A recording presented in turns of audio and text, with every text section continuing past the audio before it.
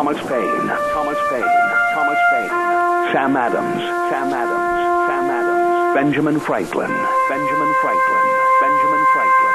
These men spoke up for what they thought was right. From their courage came such documents as the Declaration of Independence and the Constitution of the United States. From their willingness to speak what was sometimes unpopular but right, we enjoy such liberties as freedom of speech, the right to keep and bear arms, and freedom of religion.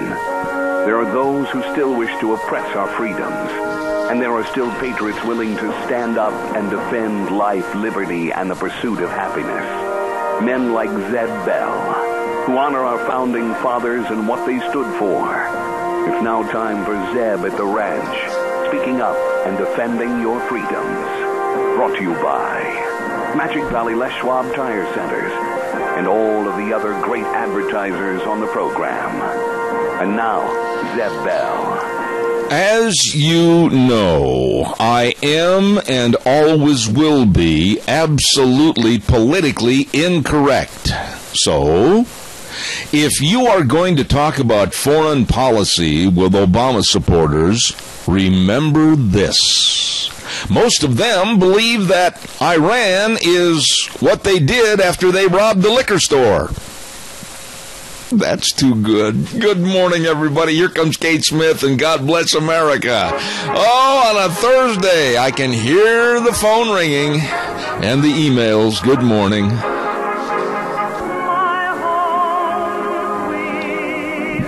Oh, my goodness sakes. Yes, sirree, Bobby. You're listening to Zeb at the Ranch. Make sure you're hearing everything. Contact Mount Harrison Audiology for a hearing screening. Call them today at 312-0957. Welcome to Zeb at the Ranch. I'm Zeb Bell, and brought to you by our major sponsor, your Magic Valley Les Schwab Tire Centers, all 7 locations here in the Magic Valley, along with some of our great advertisers, including Ramsey Heating and Electric at 2600 Overland Avenue in Burley. Good morning. And Valley-Wide Home and Ranch, 910 South Oneida in Rupert. Everything for the farm, the home, and the ranch at Valley-Wide. Good morning to our Pledge of Allegiance person. You're on the air. Good morning, sir. And take it away, please. All right. I pledge allegiance to the flag of the United States of America and to the republic for which it stands, one nation, under God, indivisible, with liberty and justice for all. Very well done, my friend. Thank you very, very much. And right now it's time for the weather forecast, brought to you by Cheney Flooring and Home Design at 1228 Oakley Avenue in Burley. Look for the blue door. And don't forget Thrifty Thursdays. Here's a little tip for you. Use decorations for more than one holiday. When making your own decorations, think about how you can use them for more than one holiday. And maybe you can use one side for fall and the other side for Christmas. There you go. A little tip for you on decorating from Cheney Flooring and Home Design. 1228 Oakley Avenue in Burley. As I said, they've got whatever you need to make your house a home. Right now, here's Gina with the weather. It's Thursday as Zeb at the Ranch is getting ready to head out for the weekend. Of course, today, not going to be the best as far as weather is concerned. Mostly cloudy skies. We do have a slight chance of rain showers or thunderstorms. High of 58 for today, tonight low of 40. Now, tomorrow all the way pretty much through Tuesday, we've got this high-pressure system moving in.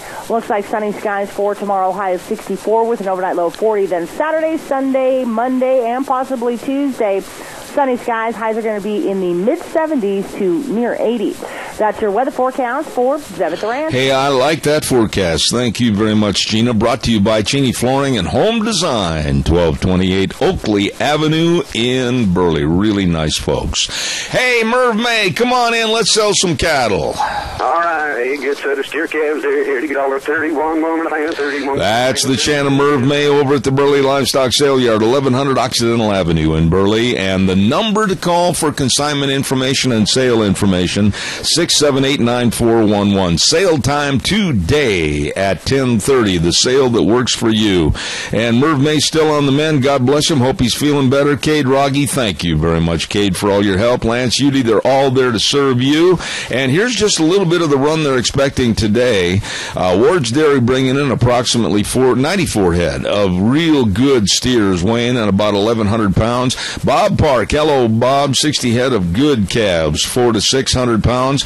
Barry Dalton bringing in some Holstein steers, 900 to 1,000 pounds. Oak Valley Dairy bringing in a load of butcher cows, along with a lot of other butcher cows coming in from various other sources. And Robin Johnson of Gooding, hello Gooding, trailer load of mixed calves. Thank you very much. Sale time at 10:30 this morning at the Burley Livestock Sale Yard, 1100 Occidental Avenue in Burley. Don't forget the number to call, 678-9411. Merv, sell those steers. All right, good set of steer calves there. Here to get all 31, 1.5, 31, 1.5, 32, 2.5, 3.5, 134, 4.5, 5.5, 5.5, 135, 50, 135, selling $1.35. Does that bell get the bottom again? Oh, man, I'll tell you what, I don't mind that at all. Good pricing. And give us a call now, 436-2244, 1-866-927-4587. I want to say a good morning to Jeffrey Buckham in Lillington, North Carolina, now listening to us in Costa Rica. That's right, they're listening to us in Costa Rica. I am going to compile a list of all the email sources that were going and being heard every morning on this program, from California to Florida to Germany to England, and now this young man and his family. He has two boys, Jeffrey, 12 years of age, and Joshua, 7 years of age, and they listen every morning, and thank you. And they really enjoy Dr. History on Tuesdays. So the family of Jeffrey Bauckham, thank you very much, and they're living now in Costa Rica. So thank you for your nice email. We really do appreciate it. That internet service, we've got listeners, as I said, all over the world on this program. We're not just local, we're all over the compass. Thank you very, very much. By the way, too, I want to say thanks to Ramsey Heating and Electric. Rita's going to be on the air with us a little bit later on. And Ramsey Heating and Electric at 2600 Overland Avenue in Burley. They open the doors at 7:30 in the morning till 5 Monday through Friday. And what did she say earlier? Gina said the high today in the 50s or so. I mean, it's a little chilly in the morning. And don't forget, when your toesies hit that cold floor, you might want to turn that furnace up. Well, then you'd better have some brand spanking new furnace filters, and check them out today. You can get them in a case of 12 at Ramsey Heating and Electric, 2600 Overland Avenue in Burley. You stop in and see the people that provide warm winters and cool summers at Ramsey Heating and Electric. Hey, a little bit later on this morning, we're going to be talking about the Denny's Game of the Week, the high school game of the week, and you'd better get your picks in for the game between Valley and Oakley tomorrow night. Oh, that's going to be a ripping good game, and you might win a Grand Slam breakfast from Denny's. Breakfast, lunch, and dinner at Denny's Restaurant, 611 Overland in Burley, and then another location at 291 Poline Road in Twin Falls.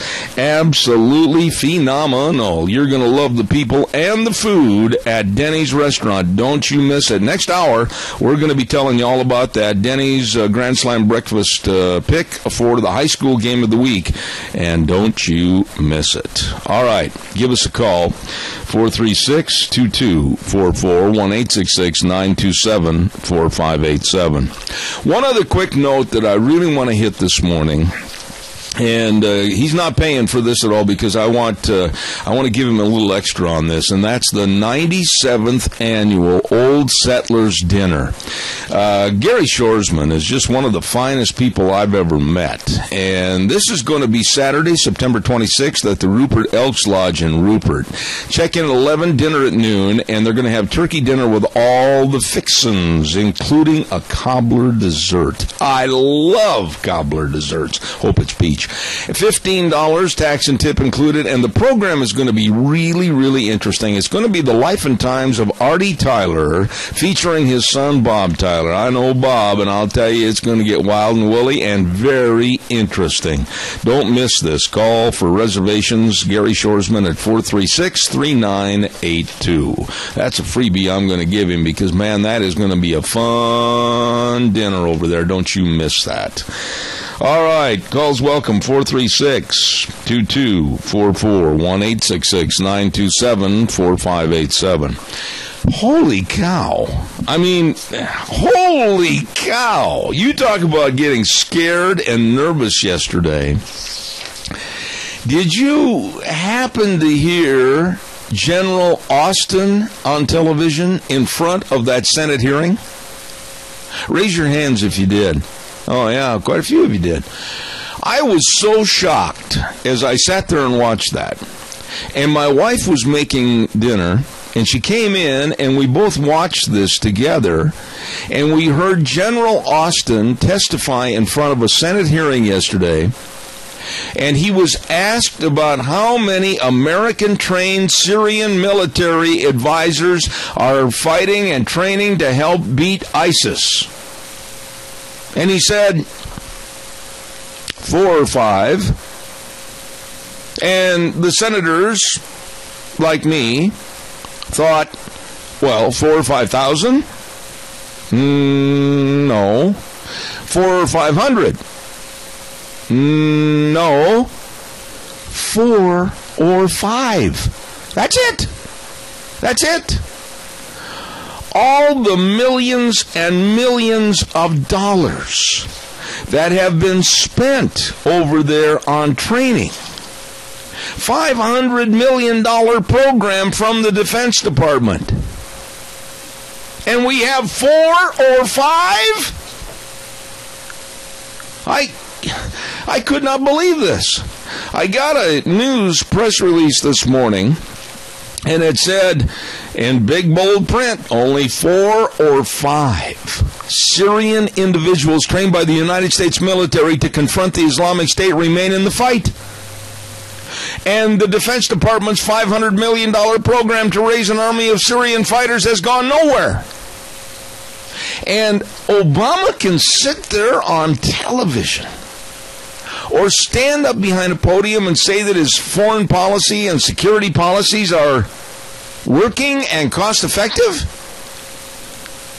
Oh, audience, I ask you to call, please. In May of this year, the Defense Department began its training program for up to 5,400 fighters a year. Holy buckets. And that's what the White House officials described as a necessary component of President Obama's strategy to use local troops on the ground against ISIS. But wait a minute. General Austin told the Senate committee that many fighters in the first class of graduates in this training program either ran away or were killed, leaving only a small number of rebels to still be in the fight. How many are we talking about, General? 4 or 5. I don't know about you, but this is totally discomforting for me to think that this administration is so absolutely, blatantly incompetent, maybe for a reason. 4 or 5? Give me a call, 436-2244, 1-866-927-4587. And then you wonder, and this goes to a certain particular lady that has chewed on me, then you wonder why I am so down on the Obama administration? Don't forget Valleywide Home and Ranch, 910 South Oneida in Rupert. My goodness sakes, they've got all your feed needs for all your livestock. They process and produce all that feed over at their store in Preston, bring it in here, and absolutely it is first class. Hey, you need clothes for the fall, warm coats, vests, whatever, they've got it all right there at Valleywide Home and Ranch. Yeah, buddy. And your hunting and fishing licenses. Still plenty of time to get out and enjoy fishing, like we were talking to Kelton Hatch yesterday with the fishing game, getting some lunkers, and then also your hunting licenses. All of this and more at Valleywide Home and Ranch. Local people serving you at 910 South Oneida in Rupert, and I mean this when I say it.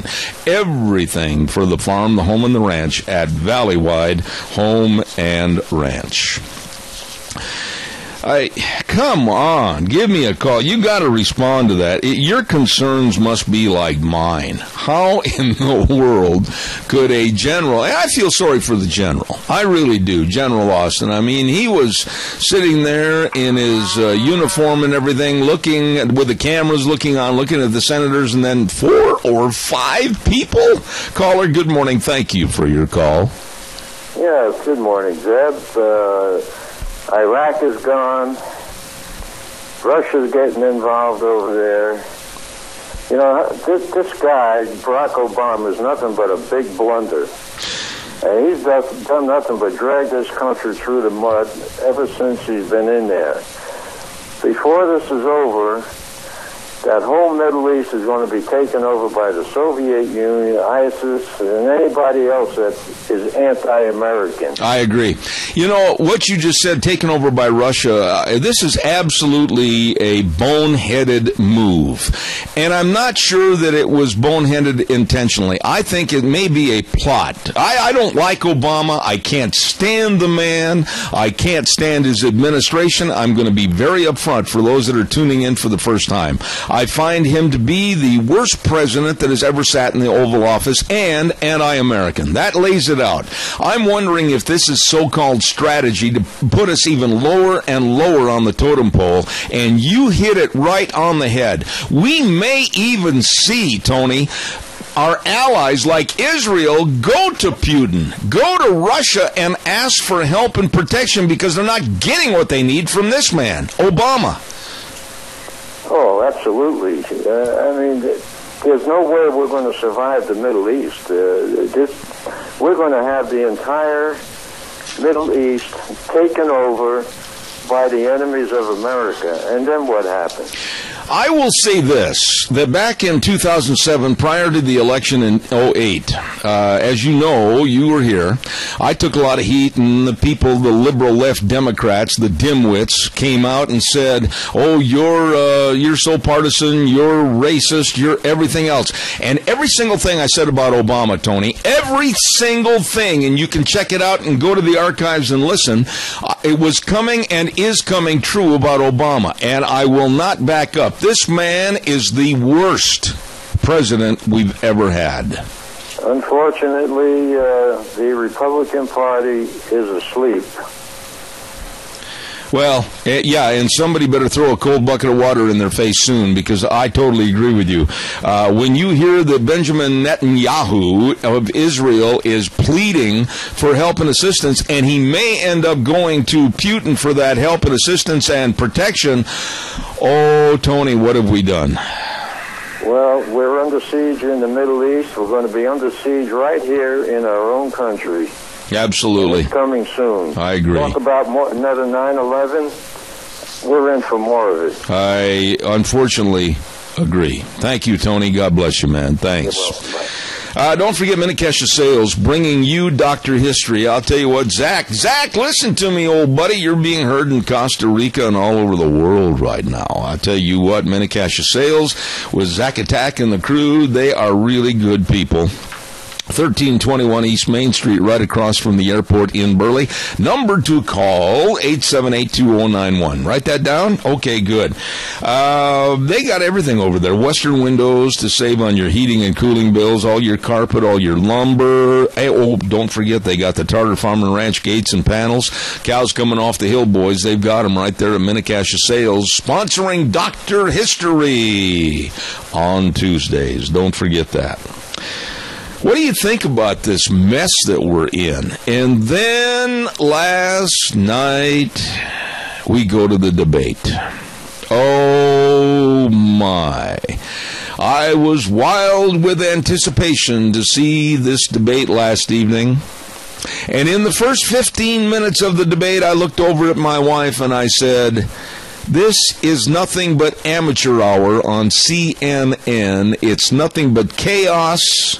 And it's absolutely childish. CNN with Jake Tapper, and if there's any fans of CNN out there, you must be heartily embarrassed this morning because they let this thing get out of control. Now, I want to stop right there, and I want to back up a little bit. In fairness, because I also criticized the first debate with Fox News, especially Megyn Kelly. And there are those out there that are going to say sexist and everything else. But the questions were absolutely out of line.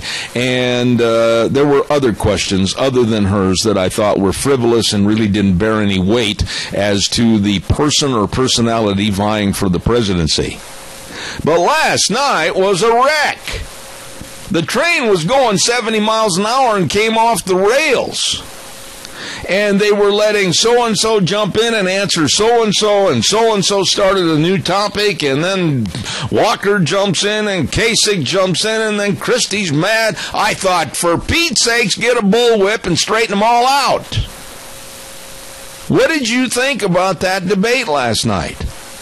It didn't have the substance that really we deserved. And it was very childish at times with the bickering. And the presidential hopefuls were not led by good, solid questions. Because CNN and Jake Tapper absolutely, they were undeserving of having that debate last evening. It was nothing more than a barroom argument for most of the night. And it was too doggone long.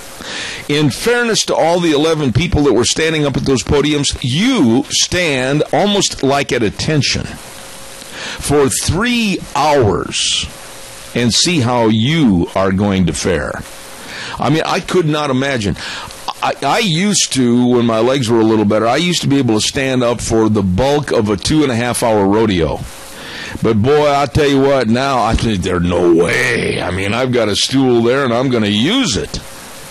But these poor candidates stood there for 3 hours last night, and that shows another stupid maneuver by CNN.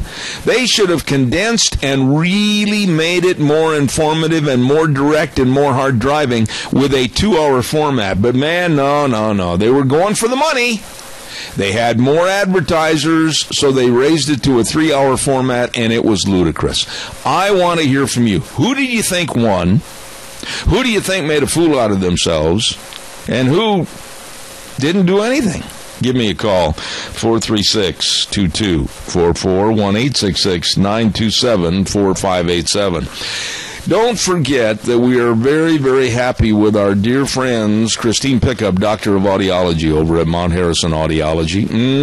Boy, hearing is so important. I mean, hey, diabetes. There's a lot of people in this area that suffer from diabetes, and I learned a lot that diabetes and hearing loss could be linked. And high blood sugars can cause hearing changes. So be sure and have your hearing screened today. Call for an appointment at 312-0957. 312-0957. Mount Harrison Audiology and Hearing Aids, right across the street from the Minidoka Hospital Emergency Room. And the number to call again, 312-0957. Dr. Christine Pickup and Mount Harrison Audiology.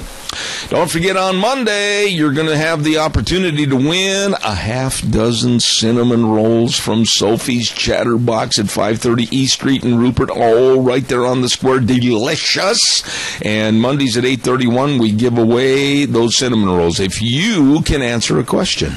Don't forget, Sophie's Chatterbox open 6 to 6 weekdays, 6 to 2 on weekends, 530 East Street in Rupert. Excuse me. Give me a call, please. 436-2244, 1-866-927-4587. What are your thoughts about the debate? For the ladies out in the audience, I got to hand it to Carly Fiorina. I really, really do. And there's a lot of guys, I'm one of them, that think she is, and I mean this in all due respect, a bulldog. I like her. I think she really handles the situation. And when I say handle, I mean she grabs the reins with both hands and says, whoa, I like her. Caller, good morning. You're on the air. Yes, Eb. Last night was Get Trump night. That's all that was. Oh, it was a dogfight for him. Yeah, I mean, he was the target. 44% of the questions were either directed at Trump or about Trump. It was nothing more than a getcha or gotcha or we're gonna getcha, and I found that to be a little bit more than juvenile. I think they could have done a lot better job with the questions. They could have done a lot better job with the structure.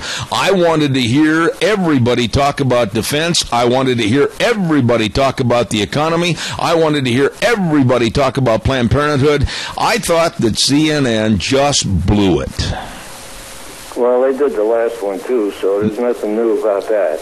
Well, CNN didn't do the last one. Fox did, and that was not much better. I'll agree with you. Well, that's about it there, Zach. All right, buddy. It was a disappointment. I expected more out of it, but maybe there'll be another one. Well, wait a minute, don't go. Who do you think, watching the debate, really did the best job, if there was one? Well, I think Rubio did well, and I really liked that gal, Fiorina. I think I agree with you. I agree with you. Tony, thank you so much. God bless you, man. Right, bye. What are your thoughts on, and maybe a lot of you just turned it off. Well, in my line of work, I couldn't. There were times last night, honestly, that I thought the Cubs are playing the Pirates, and I thought, wait a minute, I don't want to watch all this bickering and this childish attitude. Maybe I'll switch over and watch the Cubs, and I didn't do it. I stayed with my job. I stayed dedicated and watched the debate. And to go along with what Tony said, I kind of broke down what I thought, my own opinion of each candidate last night and what they did or didn't do, and we'll go into that in just a minute. Give me your calls. And again, I apologize for the scratchy throat this morning, the hay fever. It's reigning supreme. Barry Equipment and Rental, 3 locations to serve you: Addison Avenue West in Twin Falls, South Lincoln and Jerome, and big new one at 159 West Highway 30 in Burley. All the equipment you need to get the job done right. Oh my, drive by like the Burley location and just take a look at all the Coyote tractors and the Bobcats, skid steer loaders, and those big orange Doosan loaders. Big dudes, boy, they're going to get the job done in a hurry. And go on inside and talk to Nick and the rest of the crew, and I'll guarantee you they can help you answer all your questions. Whether you're leasing or buying, it's Barry Equipment and Rental, Twin Falls, Jerome, and 159 West Highway 30 in Burley. Caller, thank you. Good morning. You're on the air. Good morning. First of all, I'd like to say that one thing about it, those guys were running a marathon, and they actually held up pretty good, I thought. When you say that, you're talking about standing there for 3 hours? Yeah. Could you do it? I can't. No, and Carly had heels on. Oh, my. If you guys have any sympathy for anybody, when women wear high heels, you need to take that into consideration. Yeah, and in the first debate, Lindsey Graham needed heels. Yeah. Well, I think Lindsey Graham needs to get a life. Oh, yeah. Do something else. Oh, yeah. Well, now, come on. I want to hear who you thought did the best. I do believe 3 hours was way too long, but I really did like the questions they were asked. And I think that when people were passionate enough to run over the other guy and get their point across, they really were concerned about our country. And I think that the vice president selection should come from that group of people too, because these people want to change America. I think some of them have better ways of doing it, and I think there's different kinds of leadership. But actually, Trump and Fiorina would make a great team. All right, now They're not politicians. I want to throw something at you here, Chris. You said you thought they asked some great questions. Well, see, that's where I would differ with you on just a little bit, because some of the questions were nothing more than gotcha questions, and they really didn't have any substance as far as how to run America, how to make America better, or how to treat our people better. And that's what made me mad, because then it singled out one individual to fight another individual. And when you look at the time spent, people that didn't get very much time at all on the air last night were Ted Cruz and Chris Christie, along with Kasich and also Huckabee. They were really short on time last night. Yeah, well, and without a doubt, it's like swimming in a shark tank. And I think that maybe some of the people who got a little more time, they were hoping that they would kill themselves, actually. So, what did you think? Planned all of this, but that was too long. What did you think, honestly? And I want everybody to call on this morning. Is Donald Trump too rough around the edges? Is Donald Trump a flash in the pan? Or is Donald Trump deserving of being number one in the polls and the others are just there shooting BB guns at him? Well, that's a big question. For one thing, he's the very most successful person, he and Carla, of all of those people. The rest of them have hung their lives on politics. And I think when you work in the ivory tower a long time, you don't rub shoulders with the rest of us enough.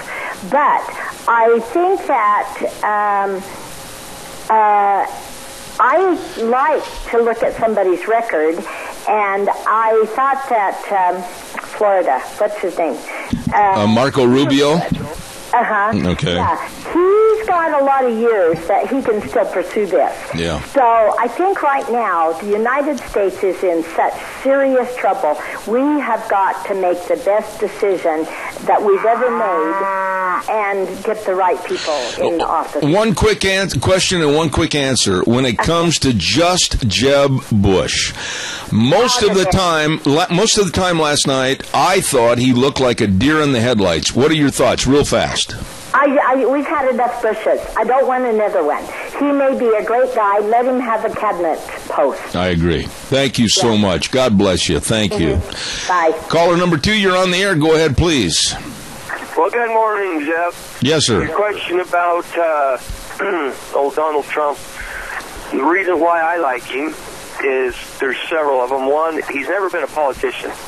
He doesn't owe anybody anything. He cannot be bought. And even though I hate bullies, I dislike them very much. He is a bully to the point of what we need. He's not afraid to stand his ground and say, hey, this ain't going to happen, and if you don't like it, I don't care. You know, he's the kind of guy that we need as a president that'll stand up to the likes of Putin or the Iranians or what have you. All right, so you don't think... I said, so you don't think that he diminished his value as far as being the number one candidate so far in last night's debate? I didn't get to watch last night. I was tied up working on a vehicle that I have to have running. But I just been listening and from his first debate, and from what people are talking about him, they're really dogging him pretty hard. Yeah. And if we get a president like Donald Trump or Carson in there, or even that gal in there, and leave Ted Cruz and I forget his name, the other feller that's running, that's already in a political position. Leave them where they belong. Leave them in the House and the Senate. Let them fight like they've been fighting. Ted Cruz did a hell of a job when he stood up for 20-something hours talking to prove his point and his passion for the United States. That's what we need, is someone who's willing to do that behind a president who will stand up and say, no, we're not going to take your crap. All right. We need you. I appreciate your remarks as always, and thank you very much for your call this morning. Thank you. Thank you. Calls are welcome. I'd like to hear what your thoughts are. I thought that Carly Fiorina did a very nice job. And I'm going to be very blunt. I thought of all the 11 standing up at the podium for 3 hours, She had the best remarks and the best retorts to questions and lines that were aimed at her by other candidates. I thought she did very well. And honestly, her line about Planned Parenthood, her little sentence or two, if you will, daring Obama and Hillary Clinton to watch those videos, it was very heated, it was very personal, and she meant every single word she said. I thought she did an outstanding job on that. Good morning, caller. You're on the air. Thank you. Yes, I think that Trump, for some reason, I get feeling that he won't end up being the nominee. I don't know why. I don't have a good reason. I love what he says, and I trust him. And the other day, my son and I were driving to Idaho Falls yesterday, in fact, and we got into quite an argument about Trump, because he thinks he's a narcissistic, something. And so I said, yes, but he's done so much good to open up the dialogue. And so he didn't trust him. And I said, well, I think that in the end he won't. But you see, we need that kind of boldness to open up things. Yeah. But if in the end we would have been damn glad to have, whoever the last nominee for the Republican Party was, and when we lost to Obama again, it was a depressing night, and it's been a terrible, 3 years. Let's talk a little bit about the past and bring it to the future. We had the likes of John McCain, oh boy. Then we had Mitt Romney, and I thought that Mitt Romney blew the election because he didn't stand up to Candy Crowley in that debate and tell her to be quiet and let him answer the question. He lost the election right there. Now, let's take Trump out of the equation. Go ahead, pull him off the list right now. Who of the other 10 that were standing there for 3 hours last night, who honestly deserves to go head-to-head with, let's assume, Hillary Clinton? Who? Tell me. Well, in the end, we got to win. So, I think Ben Carson is great. He might be mild-mannered, but he's a very convicted, bold man. he's just not loud and boisterous. But he's got conviction, man. He'll do what needs to be done. All right. Can he win? I don't know. And last night, go ahead. No, I was just going to say, I disagree with you, Randy, only for the standpoint that everybody's got an opinion on this. I thought Ben Carson was way too laid back, way too subdued last night. I took two people out of that debate last night. Honestly, if you took Trump's name out of there, I took two people that I would like to see go head-to-head with the Democrats, and they would beat them in any debate, one being Carly Fiorina and the other being Marco Rubio. There are people that don't like him, that's fine. There are people that don't like her. But I'll tell you what, they were the two most dynamic with common sense and good answers last night, I thought, at the debate. Well, that's what... Now, I was driving, so I didn't get to watch the debate. I got to watch the closing statements, but only a few of them. So, but in the end, I think Marco Rubio and Carly Fiorina would be a great ticket. Him running as president, vice president, and I think they can win. And then in the end, it would be a very good thing. Like I said, we would have been so glad to have had Mitt Romney as president. Yeah. If he would have put forth more effort. Well, he would have. Okay. Yesterday, one more thing, and then I'm going to go because I know you got to go. When my son, who knows his business, he's 25 years old and he knows what he's talking about.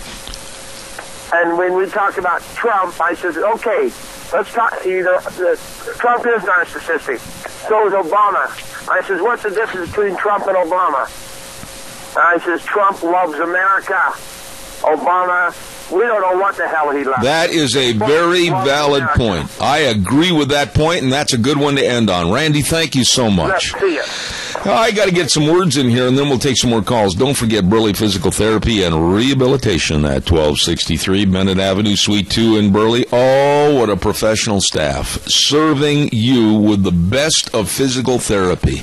Their physical therapists know the sports medicine, know the exercises, know about the hydrotherapy pool, know how to get you back to being you. Call for an appointment today.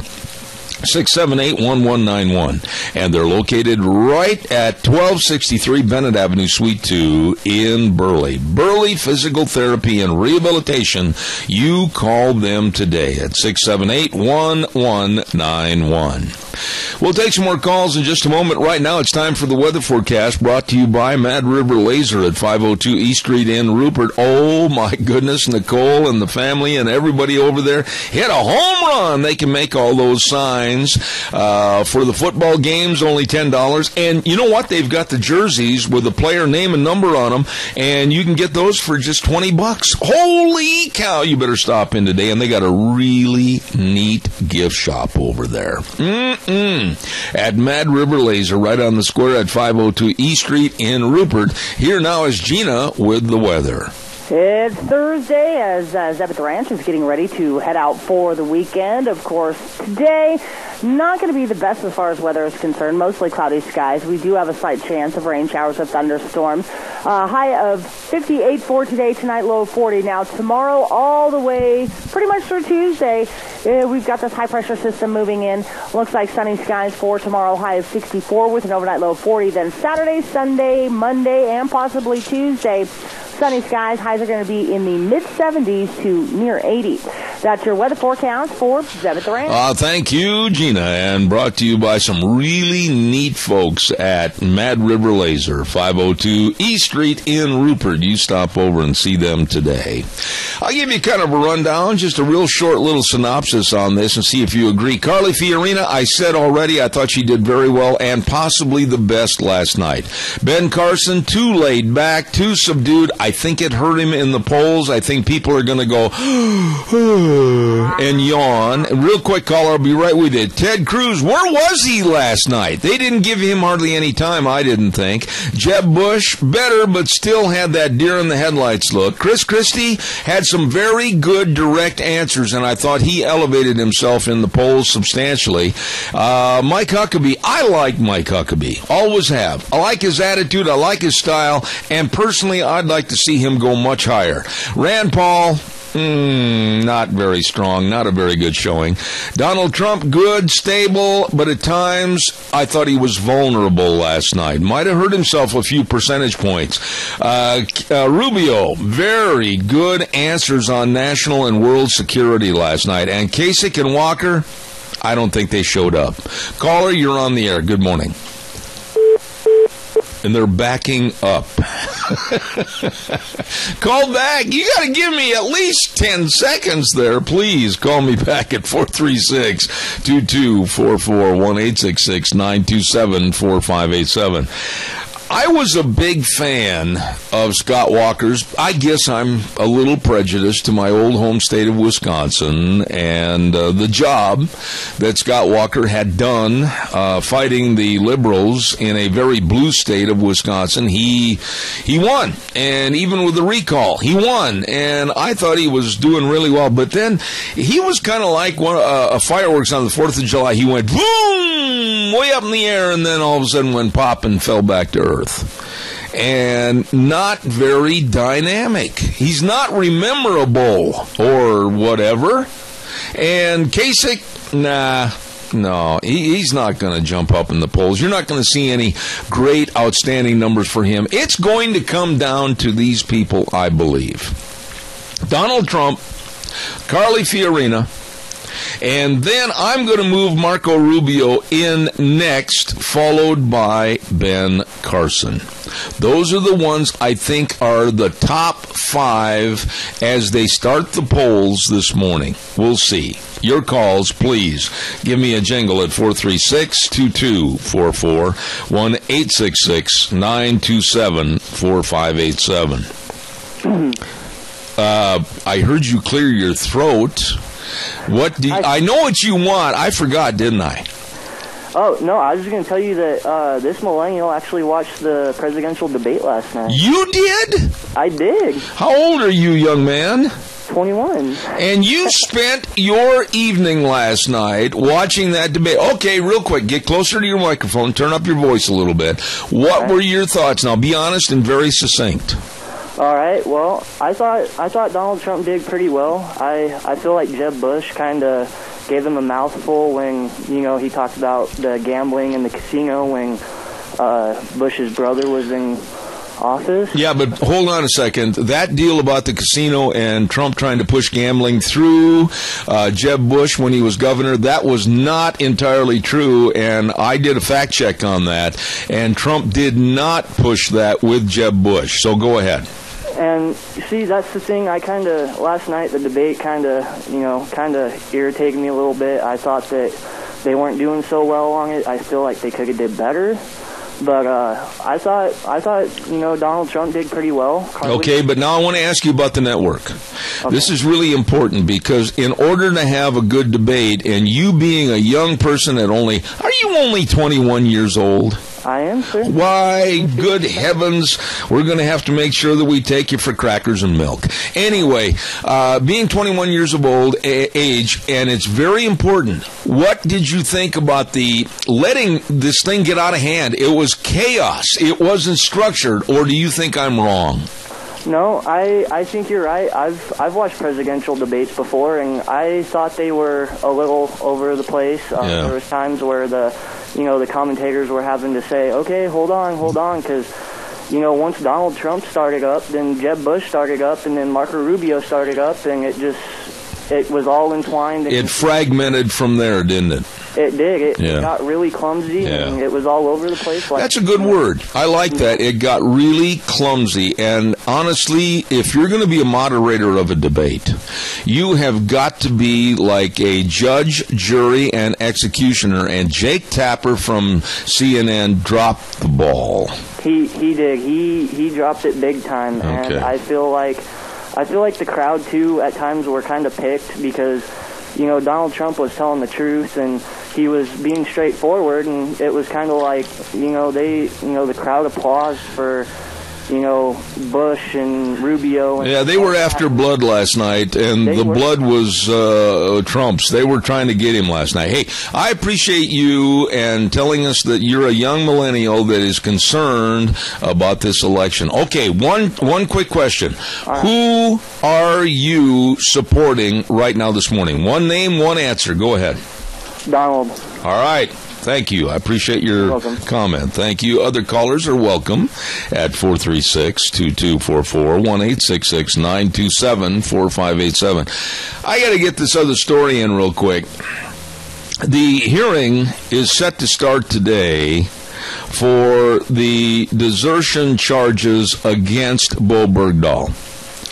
If you've been following this story, and his attorney, the lead attorney is Eugene Fidel, and this is almost laughable. The attorney said that his group of attorneys say that Bo Bergdahl's captivity by the Taliban was punishment enough and that he should be let go and America should accept him and just let this whole thing go under the rug.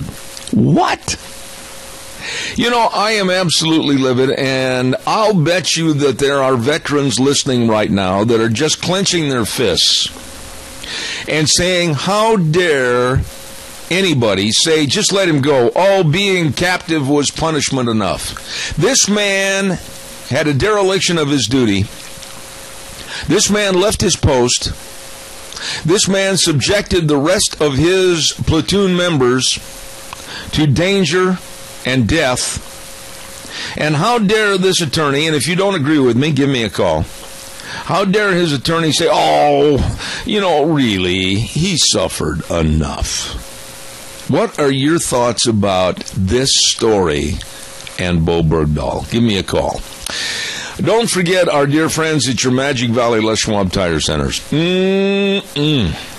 what a great job they do on all the tires that you need for your vehicles. Whether you have a car, pickup, SUV, horse trailer, boat trailer, whatever, they've got all your tires. And on sale right now for your passenger cars, they've got the Eclipse tire, all-season traction, smooth, quiet ride. And also for your pick-em-up trucks and your SUVs, the Open Country AT2. Oh boy, outstanding traction and long-lasting tread. All of this plus the shocks and the struts and the front end alignments and the batteries. Oh, have your battery checked. On these mornings, it's going to get colder and colder, chillier and chillier, and you turn the key and it says, not today. Well, you go in and have your battery checked today. And also the best in brake service. Stop in at any one of the 7 locations. Lane in Rupert, Dave on Blue Lakes and Twin, Mike in Buell, Mike and Jerome, the Twist family in Paul, John on Poline in Twin Falls, and Randy on Overland in Burley. Your Magic Valley Les Schwab Tire Centers.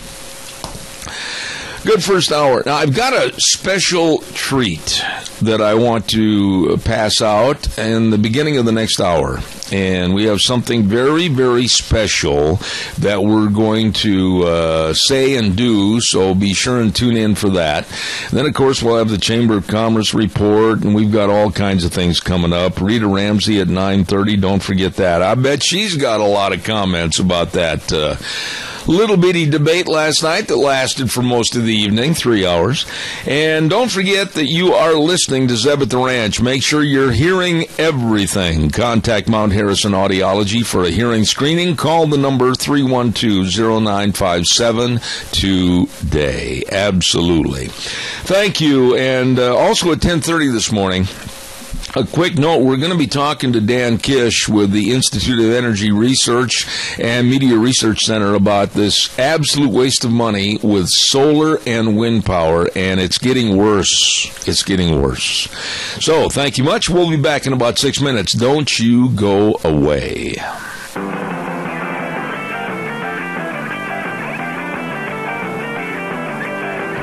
Oh, good morning on a Thursday. Welcome back to Zeb at the Ranch. I'm Zeb Bell, sponsored by our major sponsor, your Magic Valley Les Schwab Tire Centers, all 7 locations serving you.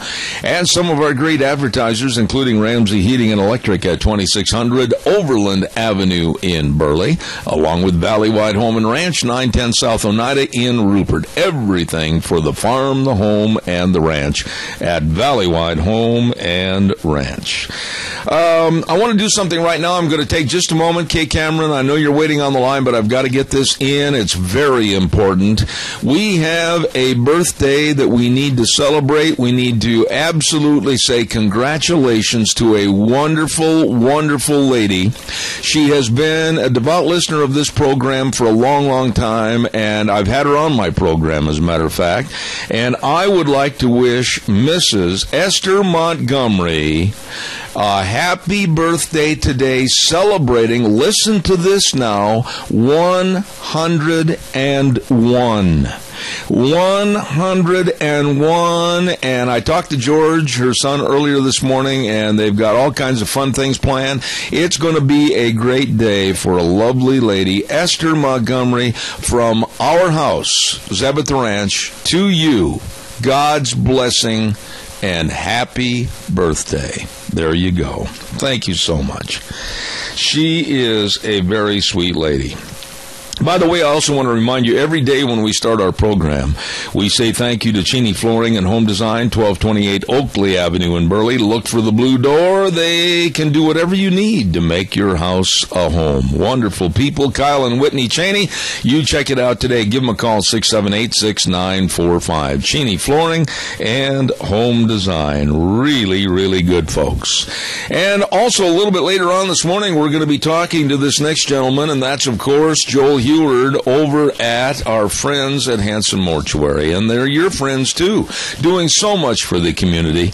And when there's the passing of a loved one, don't forget they are there to help you, always with the highest ethical standards, with unquestioned integrity. Please remember the number to call, 436-5636, Hanson Mortuary, 710 6th Street in Rupert. They believe that every life is worth remembering, and they will serve you the way you want to be treated. Hanson Mortuary in Rupert, 436-5636. I know she's waiting patiently. Good morning, Kay Cameron. I had to get that special birthday in. Good morning to you. Well, good morning. Birthdays are always important, so happy birthday. Oh, my goodness sakes. How are you? I'm good. How are you? Well, great, but I know there's a lot of things now. Can you believe, Kay Cameron, that we're talking on September 17th already? My goodness, what's happening at the Chamber? Wow, time flies. Holy cow, yes. Middle of September, fall is right amongst us. It even feels like fall with the way the weather has cooled down and we've had a little rain and the leaves are turning colors. I followed potato trucks to town today. It's a beautiful day. Absolutely. So what do you got cooking on the calendar that you want everybody to remember? Well, coming up, we have our Farmer and Business Appreciation Banquet, and we're seeking nominations. If anybody knows somebody who's worthy to receive the Farmer of the Year Award or the Business Person of the Year Award, get a nomination to us. We have a form here they can fill out, or give us a call, shoot us an email, find us online, something. But we are seeking those nominations. So if anybody has somebody that they feel are worthy to receive those awards, then get in touch with us so we can get that on our list. All righty. And when is that going to be, by the way? It is in November, and okay. We are looking at, let me pull up my November calendar. All right. Because I've got September here in front of me. We are looking at November 12th. Okay. So we're a couple months out for that. Yeah, but you need the information now. I want to talk. What's that? I say you need the information on the nominees now, though. Yes. Okay. We need the information on the nominees, so our selection committee, when I get them together here at the end of the month, we have a good pool of candidates to select from. All right. What else is cooking?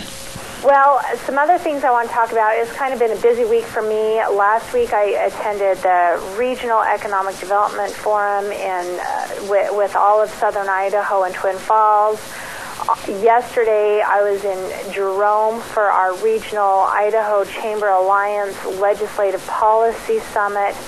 So I've just been inundated with all kinds of information, but I'll tell you what, it's all good. It's an exciting time in our community, and we've had some interesting conversations. And one thing I just want to kind of highlight and talk about that we had a conversation at our Economic Development Summit last week with the region is our workforce or our work talent, as the trend is changing, and we aren't referring to it as much as workforce so much as work talent, because we've got a lot of jobs here in our region, and here in the Mini-Cassia area we have a lot of jobs, and we're really looking for people to come in and to take these jobs and to fill these positions. Mm-hmm. There's a lot of great opportunities and a lot of great challenges as well, but it's all good. And one thing that was really interesting, we had a panel from the millennial generation. So the millennial generation is from about age 25 to 35, actually maybe even a little bit younger, probably about 18 to 35. And this is the new generation coming up. This is the new young workforce, and I'm sure you've heard about lots of different things about the millennials, but it was really interesting to hear their position and to hear it right from their mouths, because the generation, there's like 90 million of them. It's a huge generation, huge in size, larger than the baby boomers, and they are the ones that we're trying to recruit in to fill these positions. And it was really interesting to have conversations and hear from them on things that we can do to help recruit the talented individuals like these folks that were on this panel to get to come and work in our communities. Right. And there certainly are some challenges there, but they're not lazy. They work hard, but they want to play hard too.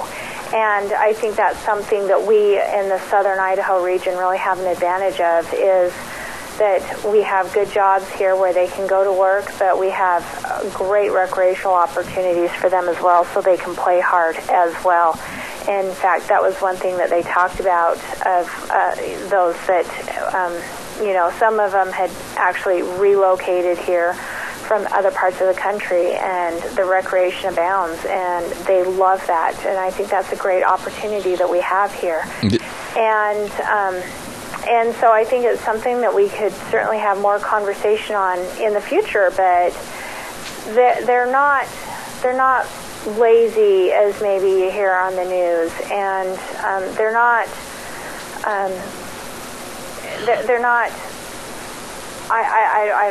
I'm trying to... Well, you can't lump everybody into the same basket. In other words, you're going to have your bad eggs in every basket, and you're going to have your good eggs, and you can't lump everybody as being the same. There are a lot of great millennials that are involved in politics, that are involved in trying to make the world better. I work with a lot of them on this program through a think tank back east. So for people to say that the younger generation is all lazy and they're not wanting to work, that's completely a misnomer. It is, and the reality is the way that they've grown up and the experiences that they've had growing up are different than my generation or your generation. And so, of course, even my generation is different from your generation. Right. And we have a different way of thinking, and it's not wrong. It's just different. Absolutely. And so there's certainly some different things that we need to look at and to re-examine to make sure that we are meeting their needs as well as the needs of the employers and the businesses that we've already got here. And we've got to figure out how to make this all mesh together, because they are our future. With 90 million of them, I mean, that's a lot of millennials. I agree. I got to run, but quickly tell everybody how they can get a hold of the chamber and get more information. Give me a call at 208-679-4793. Come by and see us. We're located at 1177 7th Street in Heyburn on the beautiful Snake River. Find us online at minicashierchamber.com. Like us on Facebook and follow us on Twitter. There you go, Kay Cameron, Director of the Mini-Cassia Chamber of Commerce. Thank you. See you next Thursday. Okay, thank you. Thank you. All righty. Nice lady right there. Hey, do not forget Let's Ride. 270 Highway 24 between Rupert and Burley. Oh, yeah, where the fun is sold. They've got Suzuki 4x4s, great rebates on the Suzuki 4x4s. And don't forget, there's a lot of time this fall to just get up in the hills, get away, take a big breath of fresh air, and say, thank you, Lord, for letting us live in southern Idaho. Man, they've got some great rebates on Suzuki. And don't forget, come on in and see the new Timber Sled snow bikes. All of this and much more at Let's Ride. 270 Highway 24 between Rupert and Heyburn, where the fun is sold. You stop in and see them. They got a great accessory department and a great service department at Let's Ride. Stop in today. Oh, okay, we got to get that done. Now, real quick, I'm running a little bit late here this morning. I want to mention to you that it is time to mention Zeb's High School Football Game of the Week, brought to you by Denny's Restaurant, 611 Overland in Burley. And this week's game is going to be a great one. Two powerhouses, Valley and Oakley. Valley will be at Oakley on Friday night. So here's what I want you to do. You pick the winning team, either Valley or Oakley. You pick the score, and if you have the right team and the closest to the final score, you will receive a grand slam, big, delicious breakfast from Denny's Restaurant, 611 Overland in Burley. That's it. All you got to do is send them to me now. Send them to me now. Email zeb@theranch@hotmail.com. zeb@theranch@hotmail.com. Or you can leave your name, your selection, and your picks at 312-2976. Either or. zeb@theranch@hotmail.com or my cell phone, 312-2976. And the winner is going to receive a delicious Grand Slam breakfast from Denny's Restaurant, 611 Overland in Burley. So far, we've had Randy win the first game. Then we had Rita Ramsey win the next two. Holy cow, somebody's got to defeat her, dethrone her. She's a champion. So call in or send the email with your pick between Valley and Oakley this week, and you might win the Denny's High School Football Game of the Week for a Grand Slam breakfast. By the way, too, don't forget, we'd like to acknowledge our dear friends at Cameron and Siemens Insurance, Highway 24 in Rupert. When you think about life insurance, health insurance, retirement planning, employee benefits, along with all the other protection for your home, your family, your business, don't forget to give them a call. Cameron and Siemens Insurance, Highway 24 in Rupert, 436-4424, the number to call for an appointment today. Let me say it again, 436-4424. Cameron and Siemens Insurance, the professionals serving you. Got to do a little cleanup here. Oh, and by the way, too, we got to get this in. There is going to be a whale of a fun time coming up on September 26th. What is it, Zeb? Thought you'd never ask. The 97th annual Old Settlers Dinner. Now, this is a big deal. This really is a big deal. And it's going to be at the Rupert Elks Lodge in Rupert. Check in at 11 o'clock, dinner at 12 noon on the 26th. Turkey dinner with all the fixins, and they're going to have cobbler for dessert. Oh, I love cobbler. It's only $15 tax and tip included. And the program is going to be really, really interesting this year for the Old Settlers Dinner. It's going to feature the life and times of Artie Tyler, featuring his son Bob Tyler, with Gary Shoresman as the host. This is really going to be how one man influenced 4 generations. It's going to be a lot of fun to listen to, a lot of fun to be there. Get a hold of Gary Shoresman at 436-3982. That number again, old buddy Gary Shoresman, 436-3982. The 97th annual Old Settlers Dinner. Gonna be fun times, I guarantee you. We're going to get ready for Dog Nation in just a moment, and I had something else I needed to mention to you here in just a moment. I lost the paper. Next Monday on the program, I want to mention to you that we're going to be here at 8 o'clock in the morning as usual with the open forum, and then, of course, all the amenities, Doug Johnson, Alliance Defending Freedom, Scows, Sharon Hardy Mills, Gary Shoresman. And on Tuesday of next week at 9:30, we are expecting to have United States Senator Mike Crapo on the air, and we're going to be talking about how he stood up in front of the Senate and absolutely denounced the Iranian nuclear deal. Kudos to Mike Crapo, and I've got inserts and a little bit of the excerpts from what he said on the Senate floor, so that should be pretty interesting next week.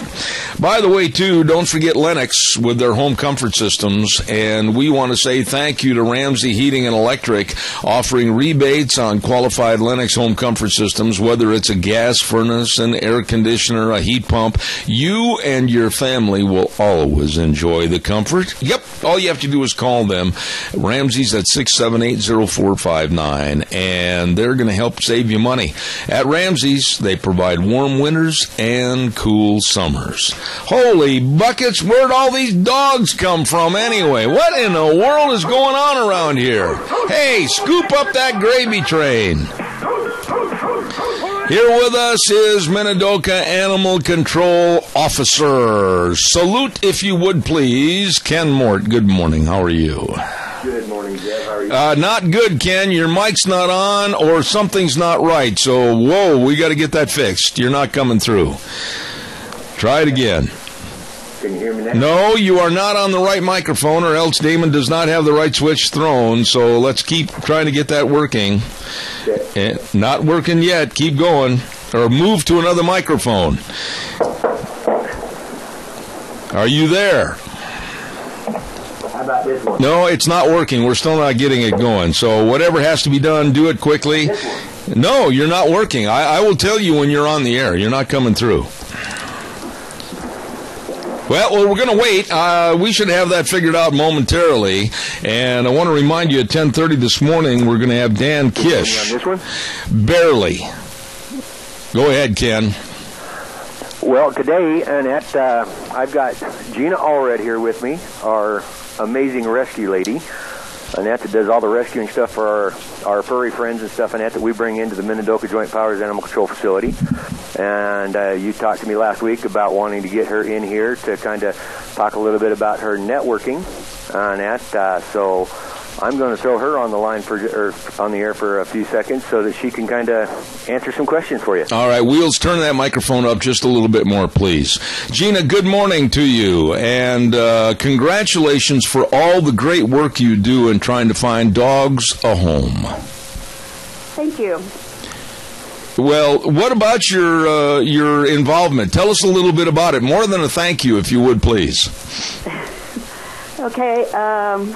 First of all, when the dogs come into the shelter, I start networking the dogs immediately, talking to the rescues all over the United States and Canada, pictures, assessment of the dogs, their personalities, temperaments, to try and get them out as quickly as possible. I have a network of transporters that give of their time and their money to help us transport almost every single weekend. And the rescues take the dogs, and they usually get them vetted here at their expense, not the shelter's expense. You know, let me ask you the process, Gina. I mean, you must know, really, the personality of the dog. How do you ascertain whether the dog might be housebroken, whether the dog might be not so good around other dogs, whether he hates cats, which I think is a good thing, whether he's going to be good around children, that type of thing? Well, some of the things we know if their owner surrenders, and the people tell us. A lot of times we have to take the dogs to one of the veterinarian offices. Ken takes them over there and cat tests them to see how they are. You can tell if a dog is housebroke, usually by if he goes in his kennel, where he goes in his kennel, if he makes a big mess or in a corner or whatever, if he may be housebroke. Okay. That's kind of, where that's at. I have to interrupt you and ask you. You said something about cat testing. Now, I'm sitting here going, I don't think I'd want to be the guy holding the cat when you test the dog. How do you do that? We have a veterinarian that has cats in his office, and the cats are very friendly towards anybody. So we take the dog in on a leash and see how he reacts to the cats. They will not run away. So we can tell by the way the dog reacts to the cats if he has a high prey drive or if he fixates on the cat like he wants to eat him or just play with him. Sometimes the cats will come and sit with the dogs, and that's a good indication that there's not going to be a problem. I can see that you would not want a worker or a helper that is maybe a diminutive 120 pounds holding the leash of a St. Bernard when you cat test the dog. No, you would not. That's why Ken does that very well. You can see the bottom of his Nikes as he leaves the scene. That's true. Well, what else about your job? Why are you so fascinated with helping find these dogs homes? Well, I've been doing this for a lot of years, and you see the faces of the dogs when they come into the shelter. They're confused, they're lost. They don't understand what they did to deserve to be there. And if you've ever been to any animal shelter, it's not the place you want to be. Even for people, it's not the place you want to be. Okay. And to get these dogs out to a rescue that's going to get them a good home or to an adopter that's going to love them forever is the biggest thing. It's the most important thing for them and for me. And you've had quite a success ratio over there, haven't you? Pretty good, yes. Yeah. Now, do you get pretty doggone attached to these animals like I would? It must be hard sometimes to see them go down the road, wave goodbye.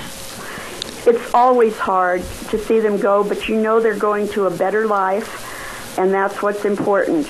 Yeah, there's always some few that are more pull at the heartstrings than others, but for all of them, it's just seeing that they get a better life. Okay. And that's what counts. You know, I would imagine it takes a lot of people like you across the United States to make these programs work, and God bless you for what you do. How did you develop your network of people who to call around the country? I've only got about a minute left, so keep your answer relatively short.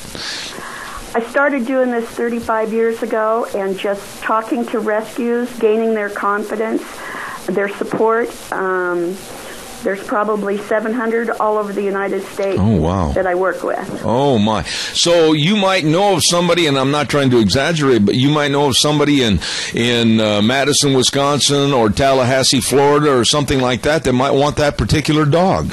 Yes, I do. Oh, my goodness. And then a phone call. Basically, these dogs are literally a phone call away from finding a new home. That's right. I work them 7 days a week, 24 hours a day. Oh, my God. Why? Why do you do this so hard? Because my love for the animals.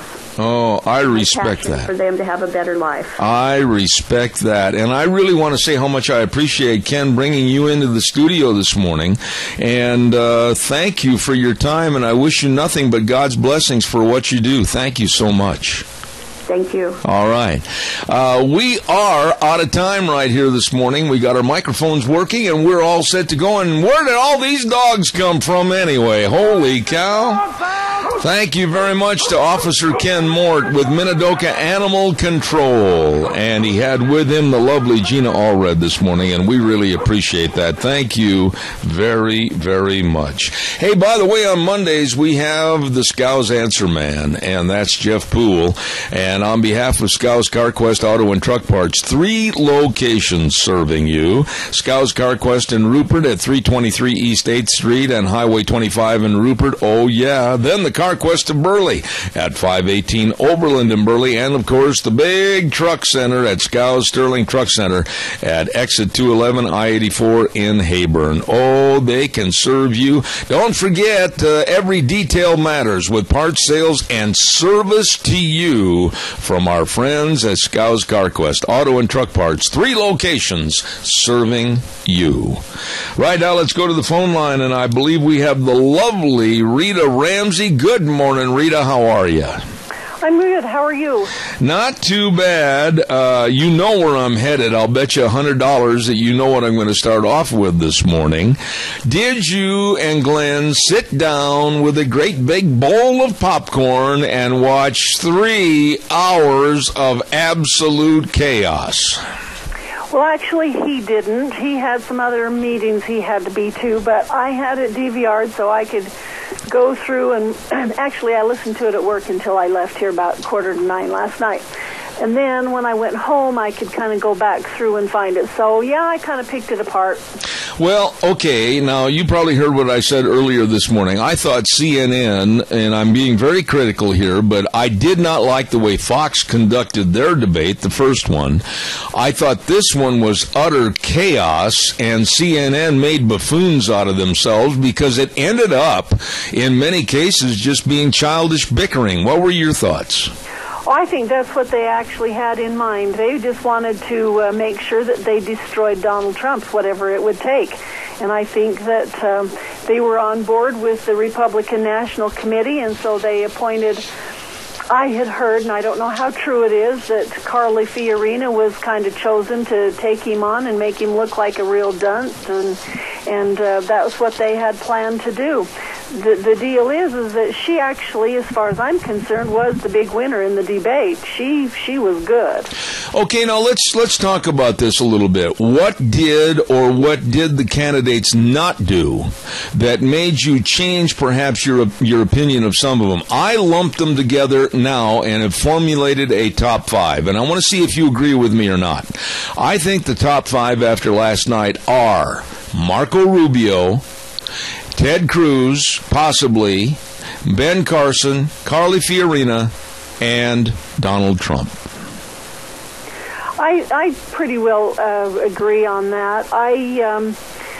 With Rubio, I'm still not on board with him too much. He just really irritated me when he got on board with the amnesty thing. You know, he first gets into the Senate and he goes as a Tea Party person, and old John McCain and Lindsey Graham go up and put their arms around him and say, "Come with us, we'll lead you down the right path." And all of a sudden he's on this big thing and saying, "Oh, yeah, this is what's going to be good. This is going to be good. Let's do amnesty. Let's do amnesty." And while I'm for having some kind of a program to where we know who the people are that are here, and they're here legally, and the ones who shouldn't be here, and they shouldn't, any of them, be on government assistance, I know we need to make some changes, but I'm not in agreement with the amnesty thing. I don't think that we let's just all let these come now. 30 years ago, it was we let a few million in, and now it's probably closer to 30 million if the truth is known. Mm-hmm. So I'm not on board with Rubio yet. I really like Rubio. I think he'd do really good, but if he can be swayed by those two that early on, it just really makes me wonder if he learned his lesson and he's learned how to dig in these boots. I would agree with every single thing you said. However, when it came down to national security last night, of all the candidates, and I mean this when I mention this, I thought Rubio looked at the camera and was very dynamic and forceful about our national security and the lack of. Well, I think he did, and he addressed it quite well. My big question is the borders not part of national security? That's true. That's a good point. He wasn't really big on that. It's kind of like, well, yeah, we've got to keep an eye out for the people over in in the Middle East and da-da-da-da-da, but what about these people who are just coming across our borders and we don't give a darn? No, that's a very good point, and going down the list like I did first hour, I also picked Carly Fiorina. I thought she did the very best job last night. I thought she was very articulate. I thought she was very dynamic. I thought she really put forth a dynamic statement on Planned Parenthood, against Planned Parenthood, and I picked her as the winner. Yeah, I feel like that she really won the debate as far as how much time she had, but I also think that they had stacked the deck, and they decided who they would ask questions to and who they would let in and who they would fence out. And Cruz was one of the ones that I think they decided to fence out. I agree. He is such a good debater, and every time he answered, he knew the facts, he said them, he didn't, budge one way or the other. He knew exactly what he needed to say, and he reminded everybody of his stances, and he still is my favorite because he's a constitutionalist, and I think that that's going to be a big, important thing in trying to get our country lined back up. But I wouldn't hesitate for a minute to be okay with Carly Fiorina. Donald Trump, he's still out on the question mark end. I mean, I'm glad we're having the dialogue we're having with everything he's bringing in. But, somebody mentioned a lot of that last night, especially that first part of the debate, sounded like a bunch of kids in a schoolyard. Absolutely. There's another person that I want to mention, two people actually, and I want to get your response on this. I thought one person hurt himself last night after he had been basically escalating up the polls, and that was Ben Carson. I thought his laid-back, very subdued attitude last night hurt him. And on the other hand, another gentleman that I've always liked, I've met him, talked to him personally on the phone, Mike Huckabee. I like that guy. I like his style, and I feel that he should be higher in the polls. What do you think about those two? Well, I think that's really true. Mike Huckabee is an entertainer, and so he knows how to, put forth his message and, meet the cameras, and he's definitely a people person. It doesn't surprise me that he doesn't go in or hasn't gone any further than he has. There's two things with him that I just really am, kind of wondering about. And the first one is that he's a big government man. He was when he was in Arkansas. Okay. He's a progressive, basically. Yep. And the other thing is he just, maybe his time is up. I think he was a lot more effective in the last one. This one, it's kind of like, okay, you're coming back in, but, you didn't really do so well before, so why? And it's the same way with Santorum. I like Santorum. He's a good guy, but, it's like, this is your time's past. Well, let me throw one other name at you that my wife and I were talking about this last night, and quite frankly, he's almost like he shut the door on his own career. He was a fireworks display when he jumped into the race, and now he's nothing but a little fizzle, and that's Scott Walker. Would you agree with me or not? Well, I think so. I think that Scott Walker has done some amazing things, and he is definitely a one who you could count on to stand up for what needed to be done and do it and stick with it and everything. But I think we're expecting to see a little of the, remember in the 2000 election when, well, Bush doesn't have as much gravitas as he should have. And I think that might be, he's just not as bells and whistles and that as much as we think that he should be. And really, to his defense and everybody else's, Donald Trump has sucked all the air out of the room. Absolutely. Okay, Donald, last night I saw some vulnerability. I saw a man that he was a little bit red-faced on certain things. He didn't really have the retort that I thought he should have had. Did he show some vulnerability and some rough edges that had better be smoothed off? What are your thoughts?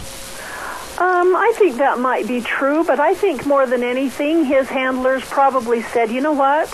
They're out, they're going to have a war, and they want to have a war, and you're the one who's supposed to be laying on the battlefield dead when it's over with. Yeah. So just kind of be measured and kind of keep things low. I mean, don't do your usual, just kind of see how it comes, but, kind of restrain yourself some. That would be my advice if I was a handler to him last night. I said, you know what, they're out to kill you. Just lay low, answer the questions. The debates didn't prove to be any kind of a bump for him before. His has all come from all of the other press that he gets because everybody's asking him questions on national TV. Yeah. Now, what you said just a moment ago that they were out to get him, and it was almost proof is in the pudding.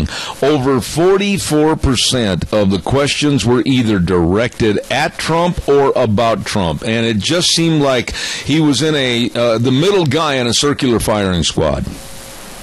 Well, I think so. And you know what? This whole thing really upsets me is because even Fox did this and CNN did it last night. It's kind of like this is all about us. And we're going to ask stupid gotcha questions to see if we can destroy some people instead of saying, okay, here's the question, everybody answer it, instead of, well, Jeb, they are saying that you don't like immigration stuff the way it is because your wife's Hispanic.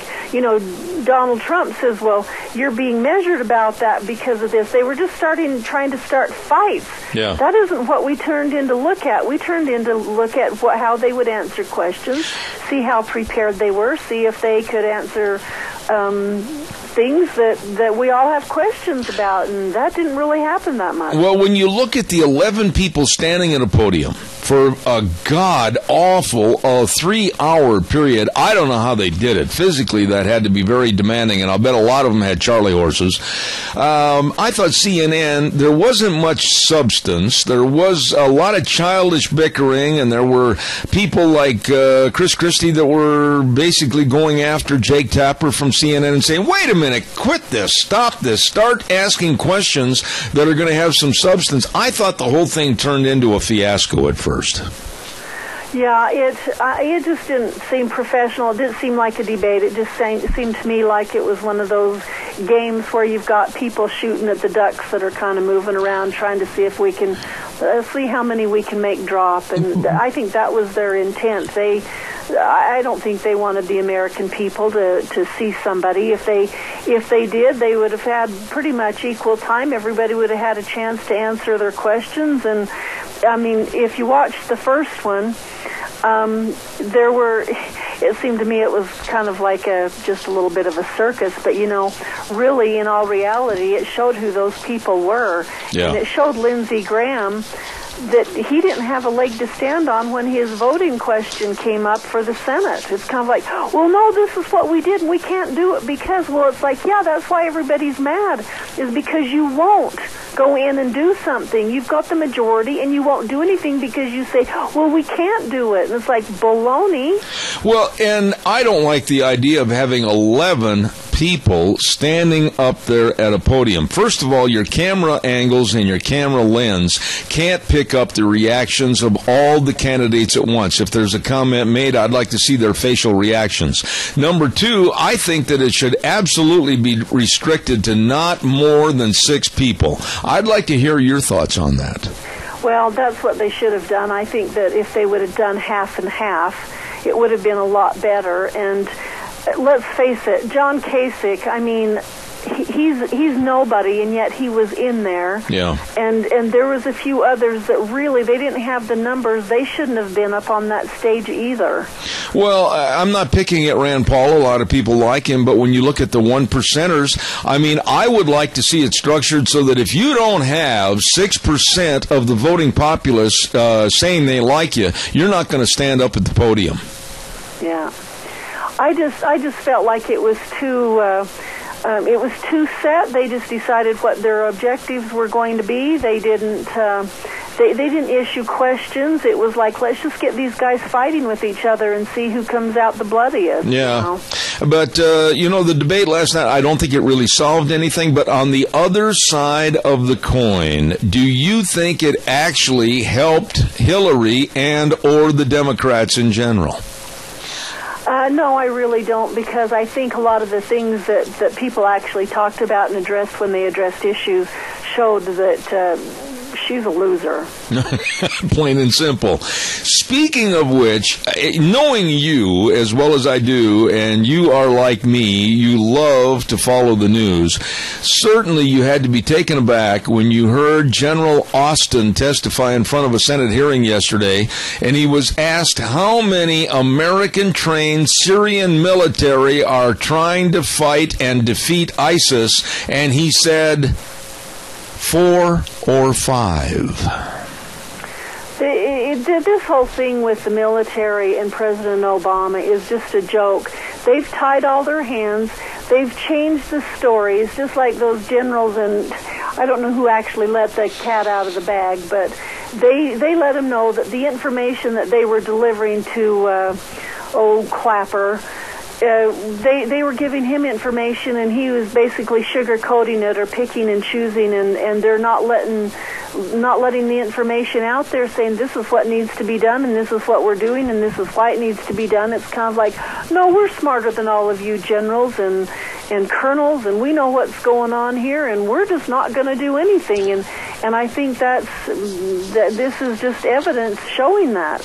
When you think about our money, your money, Rita Ramsey, my money, Zeb Bell, $500 million program to raise an army of Syrian fighters and train them, and the generals asked how many are actually doing it, and they said 4 or 5 because the rest either ran away or were killed, that doesn't give me a warm feeling about all the money that we've spent, and we're not getting anything in return. Well, we're not, and that's just typical of this administration and their tactics. You know, I was mentioning to Glenn the other night, we had to drive up to Rexburg. Our kids were playing ball up there, and I said, this really just makes me wonder if this wouldn't work. Why don't they just say, you know what, we really want to get rid of this ISIS group. Let's go to our special forces and say, okay, guys, we're going to give you unlimited money and equipment and the things that you need. You take as many people as you need in there, and we want this done and over with 30 days from today. Do you think that it would be done? Absolutely. I agree with you. It would be, and we could be out of it. All those people who are losing their lives over there, all the damage that's being done in the Middle East, to especially a lot of the Christian treasures and various different places and stuff like that they've just totally bombed the crap out of them. It would be over and done with. Our people would be back home saying, okay, we got that done. Now we're just waiting for somebody else to try and threaten us, and we'll take after them too. Absolutely. I'm going to do a weather forecast, and we'll be right back with more remarks with Rita Ramsey this morning. Don't forget Duck Uglies, 163 West Highway 30 in Burley. Oh, what a great place to go eat. A family place to go eat. Delicious meals, delicious menu items, and to top it all off, great entertainment. Man, they've got some great entertainment, singing and a lot of picking and grinning. You're going to love it. Absolutely Duck Uglies, 163 West Highway 30 in Burley. Oh, that is a fun and good place to go. Here's Gina with the weather. It's Thursday as Zeb at the Ranch is getting ready to head out for the weekend. Of course, today, not going to be the best as far as weather is concerned. Mostly cloudy skies. We do have a slight chance of rain showers or thunderstorms. High of 58 for today, tonight low of 40. Now tomorrow all the way pretty much through Tuesday, we've got this high pressure system moving in. Looks like sunny skies for tomorrow, high of 64 with an overnight low of 40. Then Saturday, Sunday, Monday, and possibly Tuesday, sunny skies. Highs are going to be in the mid-70s to near 80. That's your weather forecast for Zeb at the Ranch. No, thank you very much, Gina. I appreciate it. And don't forget Duck Uglies. Great place to go. I tell you, one of my favorites over there is always Ned Carter with all those good old tunes that he plays from the 60s. A lot of fun. Great food, family environment, and entertainment at Duck Uglies, 163 West Highway 30 in Burley. Rita, I've got to ask you this morning about Bo Bergdahl. Today, the hearing is set to supposedly start on the desertion charges against Bo Bergdahl. And I was reading in the paper, and I called some people back east, and his lawyers, his chief attorney, Eugene Fidel, is trying to say that, oh, well, his captivity with the Taliban, that was punishment enough. What are your thoughts about this mess? Well, I think it's all turned political instead of letting the Army do the process the way that they normally do it. Instead, President Obama got his hands muddled up in it. We ended up giving out the terrorists back to the Taliban, and I think that when you make choices, there are consequences. And Bergdahl made a choice to leave. He made a choice to desert. And part of that consequence was that he didn't have his freedom like he thought he would have when he buddied up with the bad guys. And so I still think that they need to go in and make a decision fairly without Obama getting involved in it, but I just don't think that's going to happen. I think they're going to say, okay, you poor kid, we're sorry that you had to go through all that pain even though you inflicted it upon yourself, and we'll just let you go, and hopefully they won't give him all of his back pay that they said that they were going to give him, but I'll bet you they do, and it's absolutely horrible because there's no way that if a different a different thing happened that they would be in their court, like that Marine that he went in and punched out that one guy that was abusing those kids. Yep. And all he did is punch him out. Now he's getting taken out of the service with no retirement or anything, and he's on trial for some big thing that he'd probably end up in the brig over. The military today, and of the military people that I've talked to, and I want to be really careful how I say this, past, let's say, even back to World War II, up through Vietnam, Korea, the Gulf War, everybody. I've talked to a lot of people, and they, off the record, are just shaking their heads, and they're just really worried about the status of the United States military under the last 7 years of Obama. Well, that's absolutely true. And the thing of it is this started in the Clinton years when he started, doing everything that he could. He used the military for things that he shouldn't have used. Remember the Black Hawk Down thing? Yes. And all of that. And they hated the military. They didn't want the military to do anything. He started trying to destroy the military and keep them down. And consequently, that's when 9/11 hit us, is right after Clinton was out of office. I mean, he wasn't even out 8 months when we got hit. So you know that a lot of the kind of stuff that needed to be built up and taken care of before we could go to war or needed to go to war, had to defend ourselves, had been just totally destroyed. And so Bush does what he can. We build up a big military because we have a lot of people that are willing to go over and fight for America. And now here comes Obama, and he's just ready to totally destroy it again. And it's really too bad. And that's why we have got to get somebody in office that will start building up our military. That's the only way that we will stay free and safe. Doesn't it, last question on this morning, doesn't it make you wonder why? Why anybody, right now with the status of where we're at and what Obama has done to this country, why anybody would want to run for the presidency? Well, it does, except that you've got some people out there that are really, really, in love with our country and want to make it better and safe. And I'm sure there's some of them who it's like, well, I just want to be the popular guy on the block. But You know, I really believe Donald Trump when he says, I want to make America great again. I mean, I really believe that.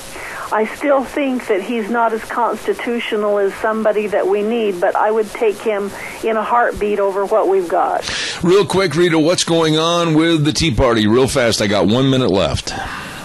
Our next Tea Party, we're going to have our sheriffs come and address some of the issues that we're concerned about, mainly about the law enforcement and the targets on their back, and then also on the refugee issue. So we're gearing up for that, and that'll be on October 8th. All right, and the meeting will be where?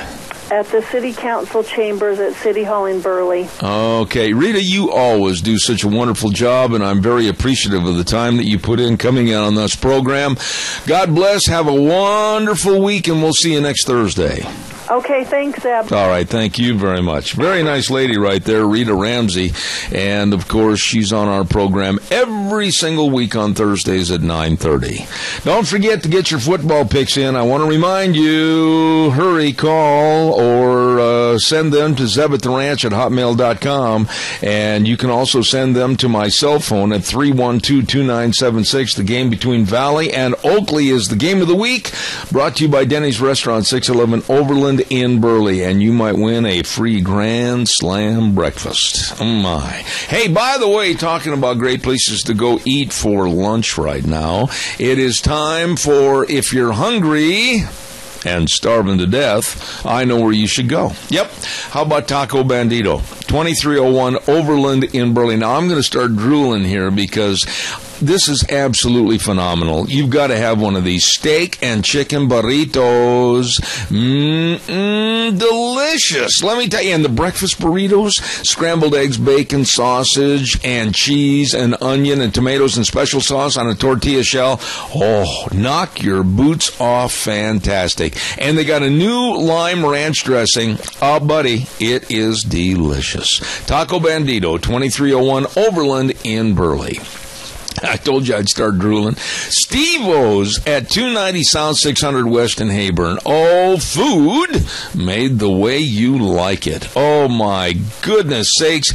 They've got the fantastic, and I mean underline that word fantastic, Steve-O's nacho fries topped with cheese and jalapeno peppers.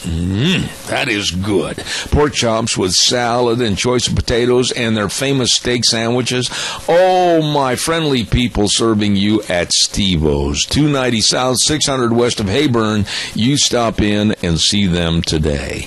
And don't forget, two Burgers, etc. 124 South Oneida in Rupert and 700 Overland and Burley. Listen to this. They've still got the corn dogs and the burritos, only 99 cents after 3 p.m. until the end of September. Holy buckets. And don't forget all the great tacos, salads, and cheeseburgers and bacon burgers, and oh my goodness, all kinds of special things, including delicious fresh strawberry milkshakes. Oh my. Burgers, etc. in Rupert and Burley. I tell you, I'm hungry. And then, last but not least, the AC Drive-In, 601 East Main in Burley.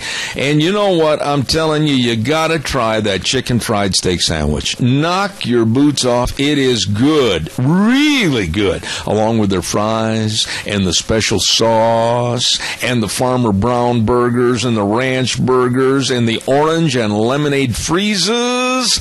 I'm telling you, folks, it's all right there at 601 East Main in Burley, the AC Drive-In. You stop in and see those good folks today. And those are some great places to go if you're hungry and starving to death. We are going to take a little break for about 6 minutes and listen to the big boys from CBS come in and mess everything up. And coming up next hour, of course, we've got Cassia County School Days. We've got an interview with Joel Heward over at Hanson Mortuary at 10:32. Dan Kish is going to be on the air. Don't go away, Zeb at the Ranch. I'll be back in 6 minutes. Oh my, welcome back. You're listening to Zeb at the Ranch. Make sure you're hearing everything. Contact Mount Harrison Audiology for a hearing screening. Call 312-0957. Zeb at the Ranch with our major sponsor, your Magic Valley Les Schwab Tire Centers, all 7 locations serving you. And of course, some of our great advertisers, including Ramsey Heating and Electric at 2600 Overland Avenue in Burley, and Valley-Wide Home and Ranch, 910 South Oneida in Rupert. Everything for the farm, the home, and the ranch at Valley-Wide Home and Ranch. You know, I mentioned it last hour, and I feel compelled to do it again because this is really a tremendous milestone, and I just say this is a tremendous lady. Happy birthday again this hour to Esther Montgomery. Lovely, lovely lady, and I know she listens every day, and she is celebrating her 101st birthday today. Congratulations. Boy, that's wonderful. Let's talk a little bit here real quick about the Chadwick Sports Grill. I'm telling you, 139 West Main in Burley, and here's what they've got today. This sounds absolutely delicious. Pork tacos with corn lime salsa. Oh, that is good. Served with rice and super salad. I got to say that again. Pork tacos with corn lime salsa. At the Chadwick Sports Grill. Stop in for that luncheon special. Check out all the great menu items at the Chadwick. Nice people, 139 West Main in Burley. Man, that is going to be fantabulous. By the way, I want to mention again that the 97th annual Old Settlers Dinner, man, 97 years, is going to be Saturday, September 26th at the Rupert Elks Lodge in Rupert, and it's going to start at 12 noon. Turkey dinner with all the fixins along with cobbler, and it's only $15 tax and tip included, and the program is going to start at 1 p.m., and this is really going to be a great story that's going to be told by Bob Tyler about the life and times of Artie Tyler. Artie Tyler, born to a wealthy family in Los Angeles, and at the end of the century in 1899, brought forth a cowboy and his son, Bob Tyler. This is going to be a lot of fun to listen to. A lot of fun to be there on September the 26th at the Rupert Elks Lodge in Rupert at 12 noon. Don't you miss it. Well, right now, we're going to get all set for Cassia County School Days. And we have 2 wonderful sponsors that we want to say thank you to on behalf of Cassia County School Days. And they are, of course, A Child's World at 1308 Overland in Burley. Great, great place to go and buy your baby gifts. Always quality at reasonable prices. And don't forget, they've got everything for the wee ones. And gift wrapping is always free. And don't forget, too, if you spend $25, you receive a brand new free book at A Child's World, 1308 Overland in Burley. And also our thanks go out to the Ambulatory Surgery Center at 1344 Highland Avenue in Burley. The number to call, the number to remember, 677-8888. Ambulatory Surgery Center with life-saving colonoscopies, knee, hand, and foot surgery, and they can save you money. Please check with them first at 677-8888. Ambulatory Surgery Center and A Child's World, bringing you school days in Cassia County. And with us on the phone right now is a gentleman by the name of Andrew Fletcher. Good morning, Andrew. How are you? I'm doing well. How are you doing? Not too bad. What in the world are we going to be talking about this morning? A brand new program that I think is called an after-school program called Spark. What does that mean? That is correct. So what we have in Cassia County this year is we are starting after-school programs in 4 schools, which is Declo Elementary, Mountain View Elementary, White Pine Intermediate, and Declo Junior High. And so what we do is we offer after-school services of a nutritious snack, physical activity, some homework help, academic tutoring, and then we've partnered with community partners in our area, such as 4-H, the library, College of Southern Idaho, and some local businesses that will provide some new engaging enrichment activities for kids as well. Okay, now, Andrew, at first blush, I would assume this almost sounds like kind of, and correct me, I know you will, kind of a after-school babysitting service. What does it really do? So that is sometimes a generalization of the program, is that we are a babysitting service. We do provide our services free of charge. However, we're more than just a babysitting service, because we have certified teachers and experts in business and in their field that come in and really help their kids advance academically, get engaged in community service projects, and as well as learn, life skills and things like that. So there's a lot of education that'll back up what we do, and a lot of hands-on activities. So what are the ages that are involved? I mean, are you going to start at a certain grade level and go up through a certain grade level? Tell us a little bit about who can qualify for this. Yeah, so every student within the school and the school boundary is eligible to participate in the program. And then the principals have kind of established priorities. Like, for an example, at Declo Elementary, they're going to focus on first grade through fifth grade, just because they feel like it might be a little too long of a day for kindergartners. And how we do it is to enroll students is we make parent referrals, so parents can refer their students into the program that they have an interest in having their kids participate, and then as well as teacher referrals, where teachers can make referrals. And that's based on, a lot of times we strive to serve working families, so if we know kids are going home alone, we want them to be in our program.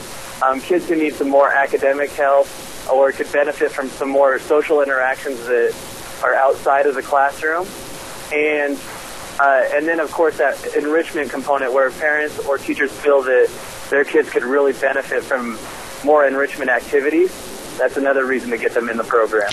Well, what about the cost factor? Surely this has got to be an additional cost factor to the school district. I mean, you've got to have teachers there. You've got to have somewhat of an educational experience to be obtained there.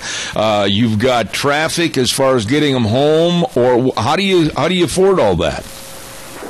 Definitely cost is an issue. So what we have is last year the Cassia County School District wrote a grant, and it's called the 21st Century Community Learning Centers.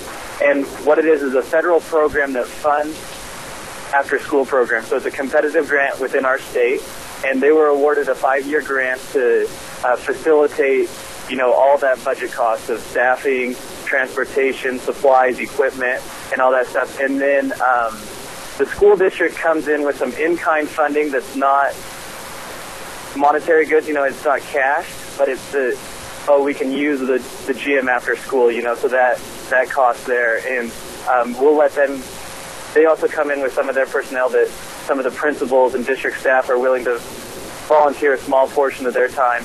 And then same thing with the community is a lot of our partners are volunteering their time or some extra resources that they have available to kind of help get this program off the ground. Let me ask you this. Is it going to be year-round for the school year? I mean, is it going to be every month, every week? Is it going to be offered at certain times? Is it going to run until like 2-3 hours after school? What are the time constraints that you're trying to meet?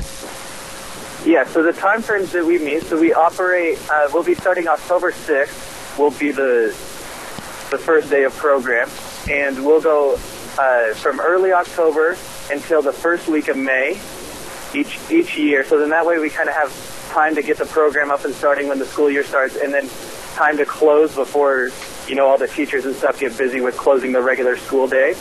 And we operate Monday through Thursday, and so there's no program on Fridays.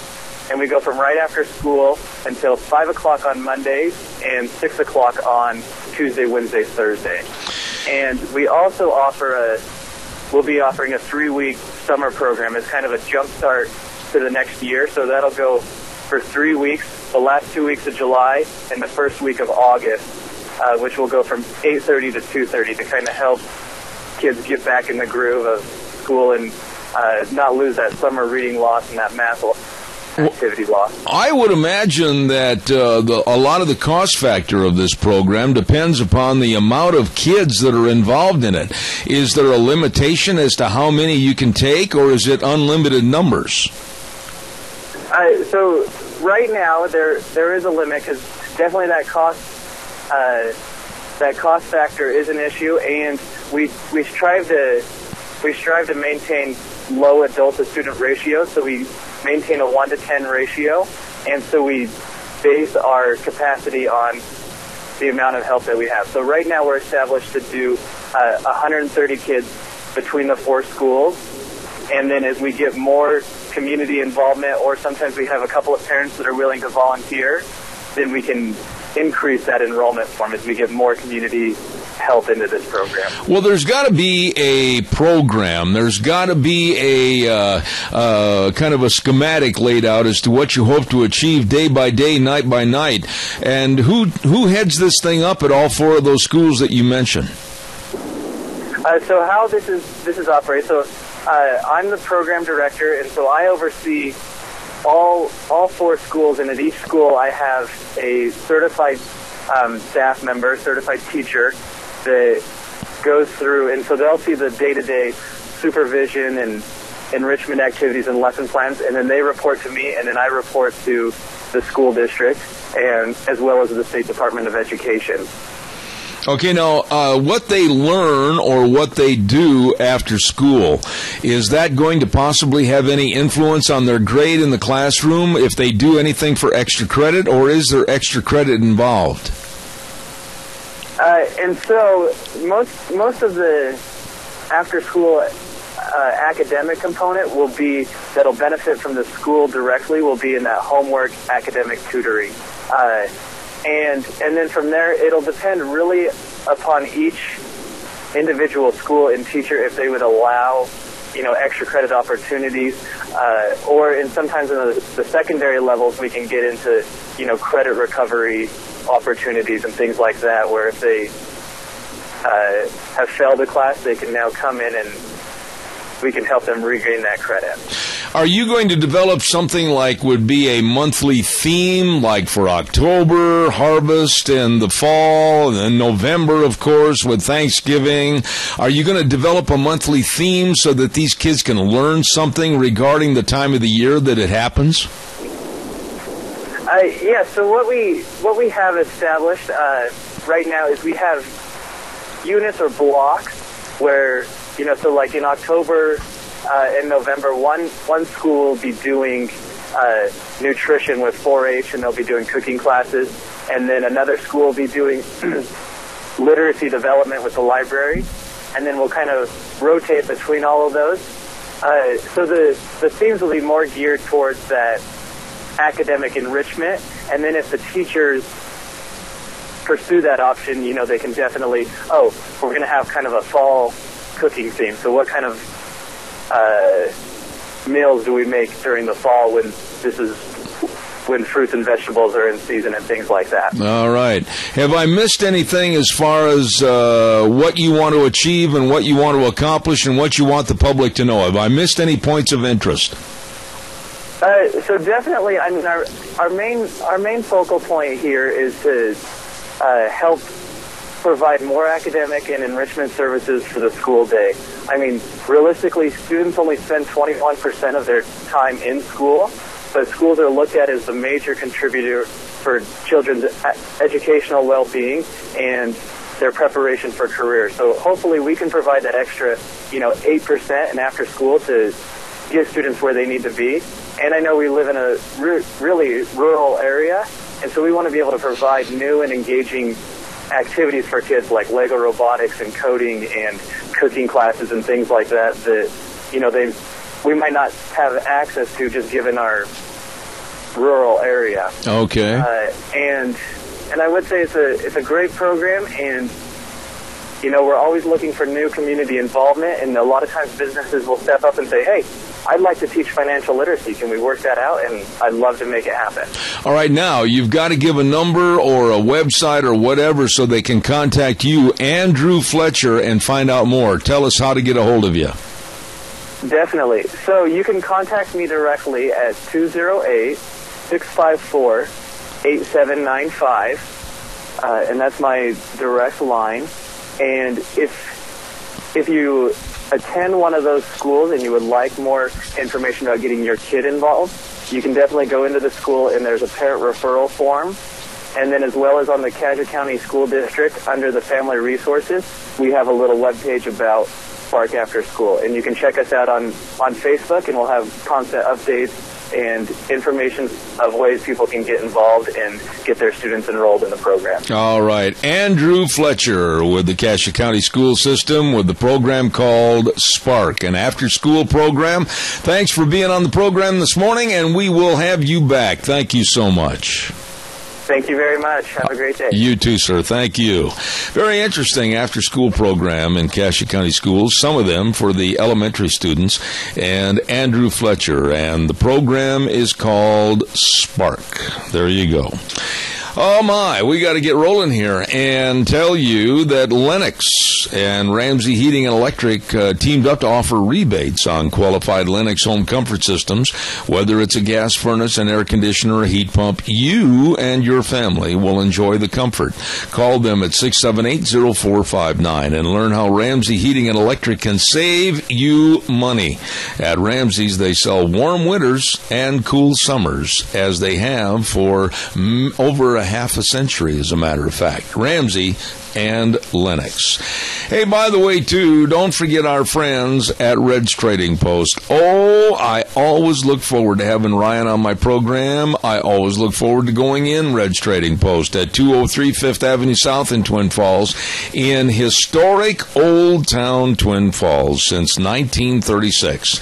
And they've got a great selection of all the new firearms from Browning and Beretta, Weatherby, Ruger, Benelli, Smith & Wesson, Winchester, all the ammo, and by golly, they take in used firearms too and give you top dollar for them and give you free appraisals on your guns. So check it out today. They've got very knowledgeable people there working for you at Red's Trading Post, 203 5th Avenue South in Twin Falls. Really good folks.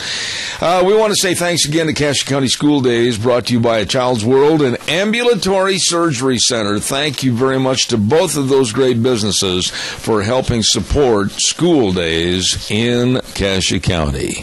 Right now, let's go to the phone lines, and we have with us an old friend of ours that's been on this program many, many times. Hello, Joel Heward at Hanson Mortuary. How are you? Doing just great. Well, Joel, your business, as you well know, you and I have talked about this many, many times, is not at sometimes the easiest business to talk about because nobody wants to think about death and dying. So how do you break the ice? How do you start a conversation? What do you do? Well, I just try to be who I am, try to be friendly, and I guess I'm naturally friendly, so it's been a good fit. But yeah, it's not one of those businesses you can go out and have a special or anything like that. So, we rely on people to call us, so. Well, and the thing is, it's a business that is a life business because it's a part of life. And you have to be basically, and tell me if I'm wrong on this, but you've got to almost be available 24/7, 365 to help people, don't you? There's not basically about it. We are available 24/7, and if it's not me personally, I have some very trusted staff that covers for me, and I really couldn't do things without them. And I have people that are a big part of what we do, and you've spoken with one of those. Our pre-arrangement and pre-planning. It's literally half of what we do. It's the other half of this business. It kind of gets the back burner as far as the limelight because they do their work and their efforts prior to a passing, and the passing of a loved one is what gets everybody's attention. But it is the other half of this business, this industry, or this service, whatever you want to call it. Absolutely. Joel, I would imagine people to participate and want to get that set up. I would imagine, and I need you to speak up just a little bit. I've got a bad connection here. Maybe Wheels can turn you up a little bit. But I would imagine that when there's a passing of a loved one, and you and I have talked about this in the past also, that everything is in a tumultuous situation. There's time constraints, and you're trying to get all the information. You're trying to get everything done. That's why pre-planning is almost a necessity, because you just see families, they throw their hands up in the air and they don't know what to do. Correct. In this day and age, if a person hasn't really taken any steps, they're really doing their loved ones a disservice, because there is so much information out there, and it's almost, for a lot of people, it's what should be done. It's like servicing your car. It's like having other life insurance. It's just one of those things. It's a wise financial decision, you know, for everybody. It's a product. It's something you will use. It's not going to be something you think you might use. You'll use it eventually. Yes.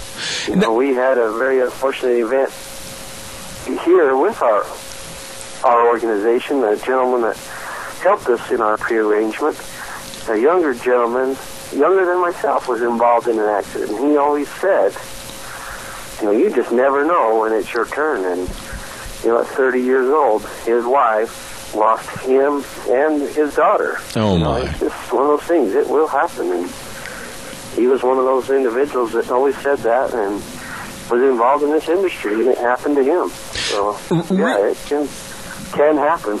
Real quick this morning, and I've only got about 2.5 minutes left, but if you were to make a checklist of things that people should be cognizant of and be aware of and make sure they do while they're still in good mind and good health, what would it be? What would be a checklist? At a bare minimum, you ought to at least have a discussion with your family and your loved ones as to what your wishes are when they are all around. Because many times they have that discussion with one or two individuals, and, you know, that discussion can change over time. A person's wishes may change over time.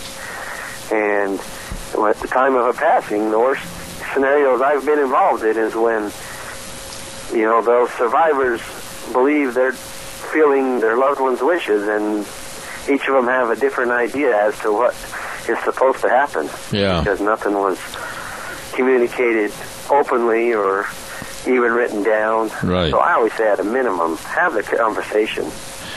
And, you know, it's not a pleasant one, but, you know, it's a very important one. It can save a lot of heartache and family strife with each other. Just everybody knowing that this is what so-and-so wanted. Absolutely. Now, the easiest thing for people to do is to call you, the professional, at Hanson Mortuary, 710 6th Street in Rupert, and the number where they can start the basics of education and information, 436-5636. And you and your family and staff more than ready to help them, aren't you? We are. We have a lot of product for them. They can look us up on the internet as well and email us, and we got planning guides that can be sent to them. We can deliver them. Anything that helps them to just get what they want to have in order. And this little 2-page planning guide is pretty simple. We make it available to everybody. There's no commitment. It can be used when and wherever a person wants to use it. You know, it's available to everyone. All right. I want to say how much I appreciate you. I appreciate all the years you've been with us on this show. God bless you, Joel Heward. Hanson Mortuary in Rupert. Number to call, 436-5636. And Joel, like you always do, keep on smiling, my friend. Well, thank you. And I'd like to thank everybody else who has given us their support, you know, and asked us to take care of their loved ones in our community and the surrounding areas. Your support has helped us, has helped my family, has helped this business remain a viable establishment, providing a great service, and I'm very, very committed to doing that at an affordable and fair rate, and pricing, you know, and everybody who has supported us has made that happen, and they have made the difference, and I appreciate that. Absolutely. And my family appreciates that, and I just can't express how much I have felt appreciated and supported by the surrounding area. All right, Joel Hewer, dear friend, Hanson Mortuary in Rupert. Joel, God bless you, man. Thank you so much. Thank you, Zeb. You bet. Take care. We're going to be back in about 3 minutes with more of this program with our dear, dear friend Dan Kish. Stand by. Don't go away. And now back to Zeb at the Ranch on AM 1230 KBAR. To reach Zeb, call 436-2244 or toll free 1-866-927-4587. And now, here is Zeb Bell.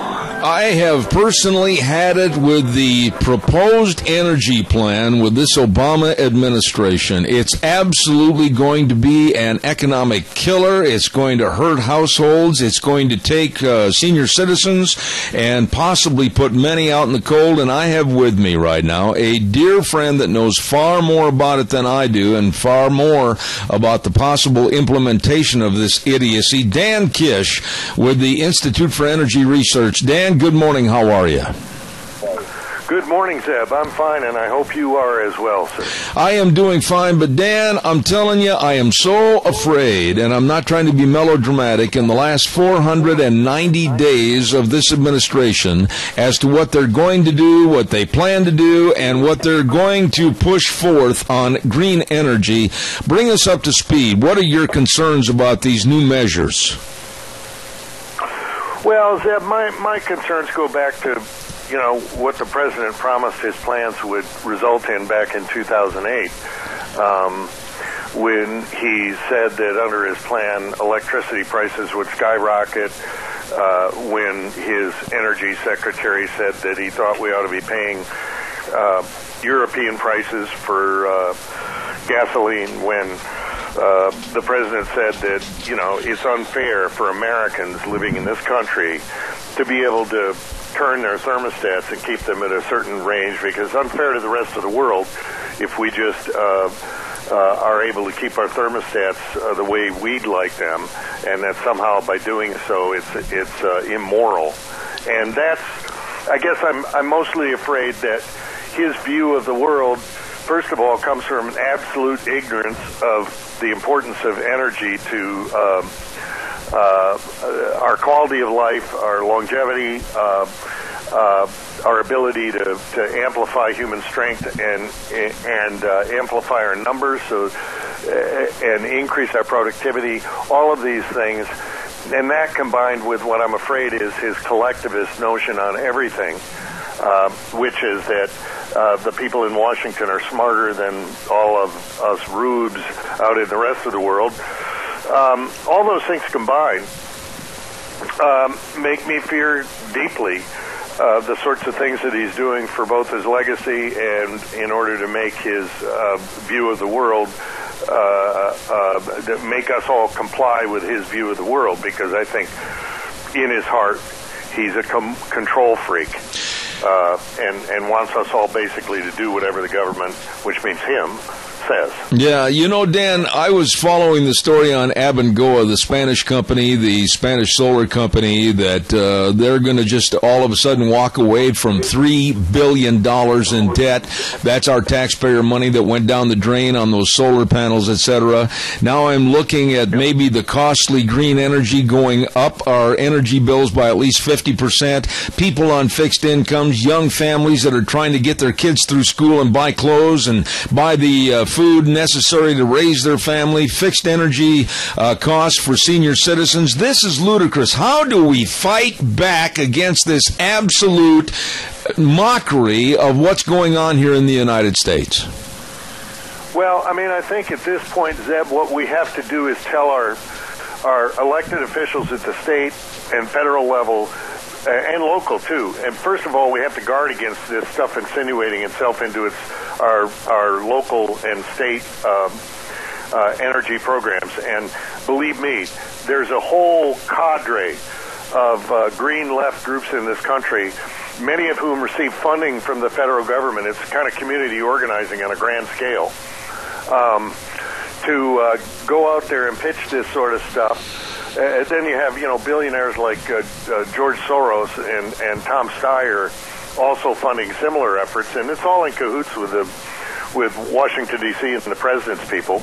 But we have to make sure that they don't make any inroads at our state or local levels in terms of these things. When all these innocuous-sounding things have to be killed in the crib, in essence. And then we have to demand of our elected representatives that are back here in Washington that they do their job. That, listen, the last thing Americans need right now, the last thing American small business, farmers, families need right now are more expensive energy. That's just crazy. The argument that the president uses about global warming is just complete hogwash when it comes to the fact that everything he's proposing, which would just make our prices go up, will do nothing for climate change by their own admission. That's right. 1/100th of a degree Celsius in the year 2100, maybe if their models are correct, using their own models. So this is all. It has to be stopped, and people have to be. I think people have to be less afraid that someone's going to call them ignorant or deniers or whatever the heck the president does on a daily basis, it seems, to just take away open debate about these issues and obviously communicating and demanding that your elected representatives do something on behalf of your bills that you pay, and let them know that you cannot pay anymore, and you're going to be watching them closely to see what they go along with would help a lot.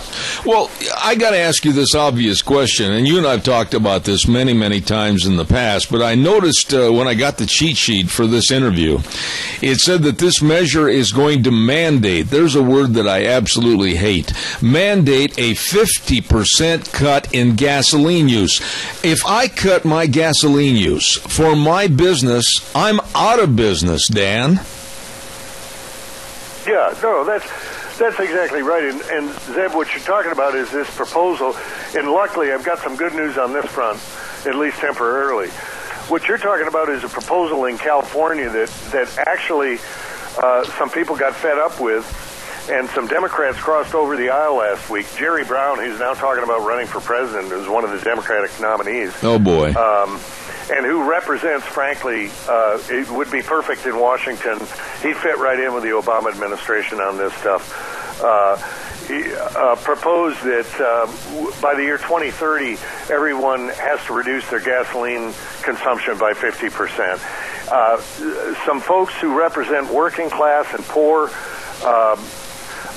Democrats in the state of California combined with a bunch of Republicans to stop that from going forward. Jerry Brown now says he's going to do it through executive order, I guess taking his cues from the president with his phone and pen. But, yeah, these people are nuts. I mean, out in the real world, telling people that they have to, mandating that they, it's none of their business how much gasoline you use, Zeb. Well, and not only... My mother used to tell me, it's none of your business about a lot of stuff. Yeah. In other words, keep your nose out of other people's business. For some reason, these people running our government don't seem to understand that concept at all. They think it's their business, whatever anybody does in this country, and regardless of whether they know anything about it. And that's what's so... The very sense of liberty, the very sense of freedom, living in a free country, in a free nation, as a free citizen, runs athwart runs up against these crazy proposals by these people who just assume that we're going to all lie back and take it when they demand that we do something according to meanwhile they're flying off on jets and getting picked up in limousines and all the rest of this stuff. Doesn't stop them at all. But for the average person, it's Tale of Two Cities. Well, to put this in a little perspective, especially from an agricultural area, a huge agricultural mecca, if you will, like where I live in southern Idaho, basically a 50% cut would mean, in very simplistic terms, you can plant the crop, but you can't harvest it. Yeah, I mean, that's exactly right. The idea that people somehow willy-nilly waste their energy that they're paying for. I mean, after all, we pay for our energy. And while I'm sure all of us, there are times when I run around and my wife and I go from room to room flipping the lights off and that sort of thing. But ultimately what we're talking about here is the government just assuming that we don't know any better, so we have to use half the fuel. Yeah. I mean, they don't own that fuel. I pay for it with my own money. They're saying I can't even buy it and can't use it because of global warming. See, this is the trick behind global warming. It allows them to intervene in our lives in ways that none of us ever thought they ever had the possibility of doing. I mean, it means you can drive to church, but you can't drive back. It means you can drive on Tuesday, but you can't drive on Wednesday. It just makes no sense. And yet they, in conjunction with the media that covers constantly for them and doesn't seem to know anything about the way the world works either, constantly come up with these things and sort of we get numb after a while. We just assume that somehow it's their right to do this, when in reality it's not. We're free citizens. And that's what's wrong with all these proposals, Zeb. Yeah, and the other thing that really gets me, and I've been in movies. I have had some parts in some movies. I've been around the Hollywood set, and unfortunately, most of them are nothing more than pampered prima donnas. And then when you start talking about people like actress Halle Berry and many, many more, they use their celebrity to jump on the bandwagon and absolutely the demand that Dan Kish and Zeb Bell use a lot less, and that only creates a more situation for them. I am fed up with the celebrity status in Hollywood preaching to me about an environment that they've never got their hands dirty in the soil. They've probably never cleaned out or mucked out a horse stall, and they're telling me how to live. Yep, no, that's right, Zeb. And I finally figured this out because I've been over many years watching this. Why is it that all these Hollywood types are so interested in this? And the truth of the matter is, it really comes down to money. They have agents, and their agent's job is to get them, free publicity on stuff in between movies and TV shows and whatever it is they're doing. So the way they do this is they say, well, we'll get you some free publicity if you're seen hugging a puppy or that you care about the environment, as though the rest of us don't.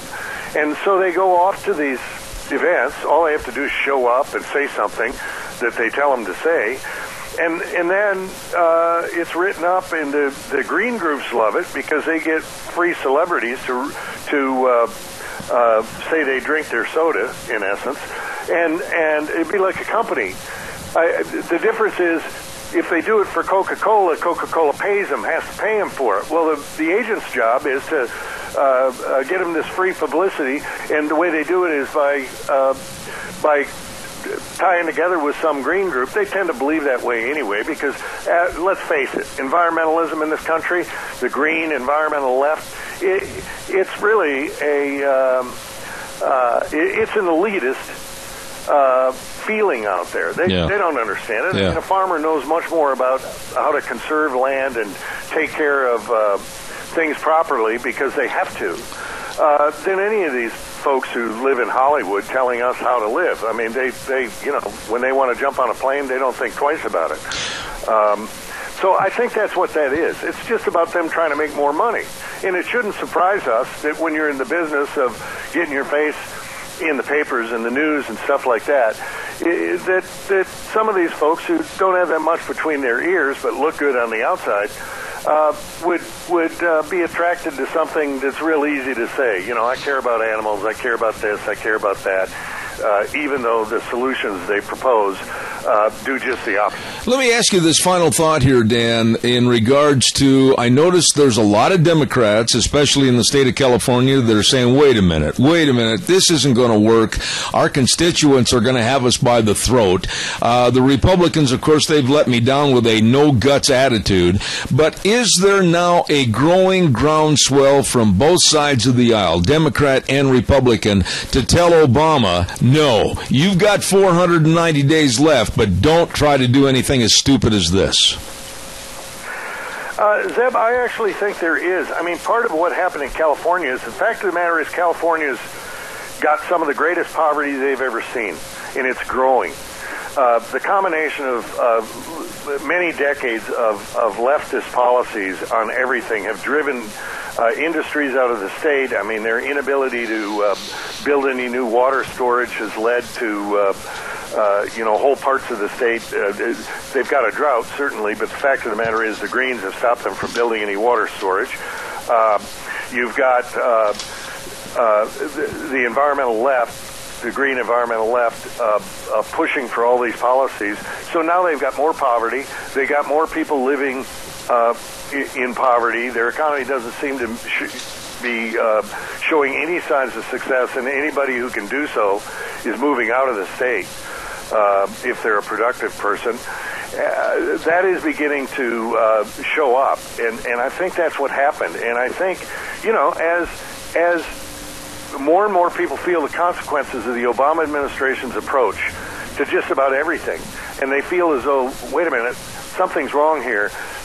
Some of the people, if for nothing less than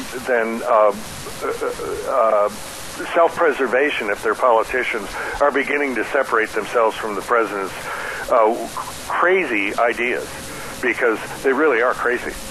Absolutely, and when I want to talk to an expert about energy, I'm going to call you. Dan Kish, God bless you, man. Thank you so much, and have a wonderful weekend, and I'll look forward to having you back on.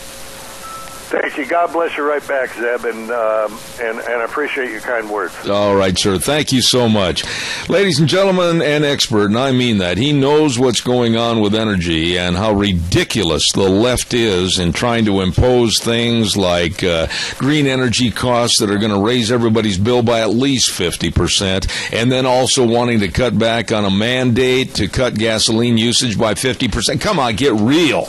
We're in a progressive society, hopefully to grow for the future, not regress back to a cave. And that's exactly what Obama wants us to do. Deanne just handed me a note, and I don't know how the rumor got started, but Lunch Bunch is not today. I have announced many, many times over the last couple of days that it will be on the 24th. This is the 17th. So if you're sitting at Denny's waiting for Lunch Bunch, I hope they don't start charging you rent for a place to stay till next week, because it's always been on our schedule, the 24th. So some of the people have shown up at Lunch Bunch. We have never announced that it's going to be today. It is next week on Thursday, the 24th. So God bless you. I'm sorry if anybody had the mistake. So we thought we better correct that right away.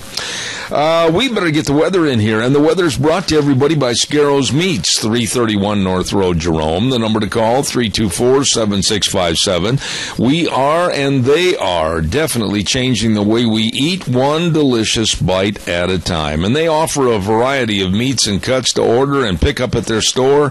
You're going to love the marinated meats. Oh, they are delicious. They guarantee everything that they sell at Scarro's Meats. Number again, 324-7657. And here's Gina with the weather. It's Thursday as Zeb at the Ranch is getting ready to head out for the weekend. Of course, today, not going to be the best as far as weather is concerned. Mostly cloudy skies. We do have a slight chance of rain showers or thunderstorms. High of 58 for today, tonight low of 40. Now, tomorrow all the way pretty much through Tuesday, we've got this high-pressure system moving in. Looks like sunny skies for tomorrow, high of 64 with an overnight low of 40. Then Saturday, Sunday, Monday, and possibly Tuesday, sunny skies. Highs are going to be in the mid-70s to near 80. That's your weather forecast for Zeb at the Ranch. No, I tell you what, that still is a pretty good forecast. Thank you, Gina. Appreciate that. Scarrows Meats, our sponsor of the weather this hour at 331 North Road, Jerome. Remember the number to call, 324-7657. They are changing the way we eat, one delicious bite at a time. Absolutely fantastic, folks. Want to remind everybody again, and I got to do this real quick because I'm almost out of time here this morning, that you want to be sure and get your pick in for the winner of the Valley and Oakley game. Now, the winning team and the closest to the final score is going to receive a free Grand Slam breakfast from Denny's. So don't forget that. It's going to be absolutely fantabulous. It's the game of the week, and again, you can send those to my email address, zebattheranch@hotmail.com, or you can call them into my cell phone and leave a message with your pick and prediction, 312-2976, and you might be the lucky winner of a free delicious Grand Slam breakfast from Denny's. So get those in. You've got until noon tomorrow to get that pick in on the Oakley and Valley game. Whew, going to be a good one. And you might win a free Grand Slam breakfast from Denny's in Burley, 611 Overland in Burley. Okay? I also want to say thank you very much to our Magic Valley Les Schwab Tire Centers. Oh, all they do, and they do plenty, believe me.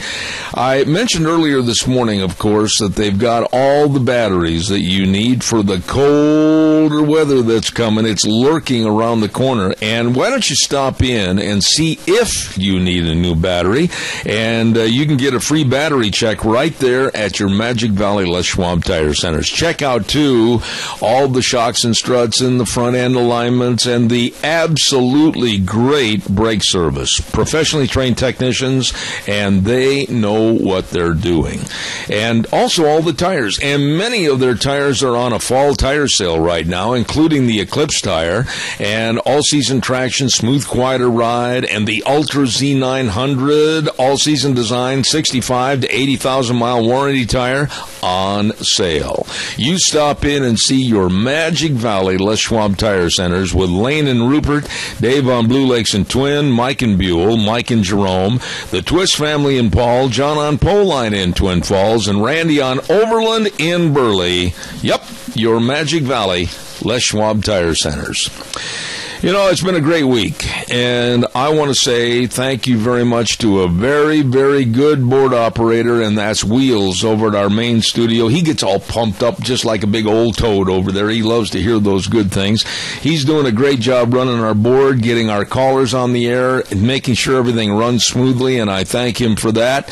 And you've been listening to Zeb at the Ranch, and make sure that you're hearing everything. Contact Mount Harrison Audiology for a hearing screening, and call for an appointment today at 312-0957. Get your picks in for the Oakley and Valley game. Zeb at the Ranch at hotmail.com, or call 312-2976. And until next Monday at 8:06, we'll saddle the horse and ride for 3 hours again from 8 to 11 right here on K-Bar, 1230 a.m., and streaming live all over the universe to our friends in Germany and Costa Rica and everywhere. Thank you very much. Zebbell.com. So the way things were are the way things ought to be. Have a great weekend.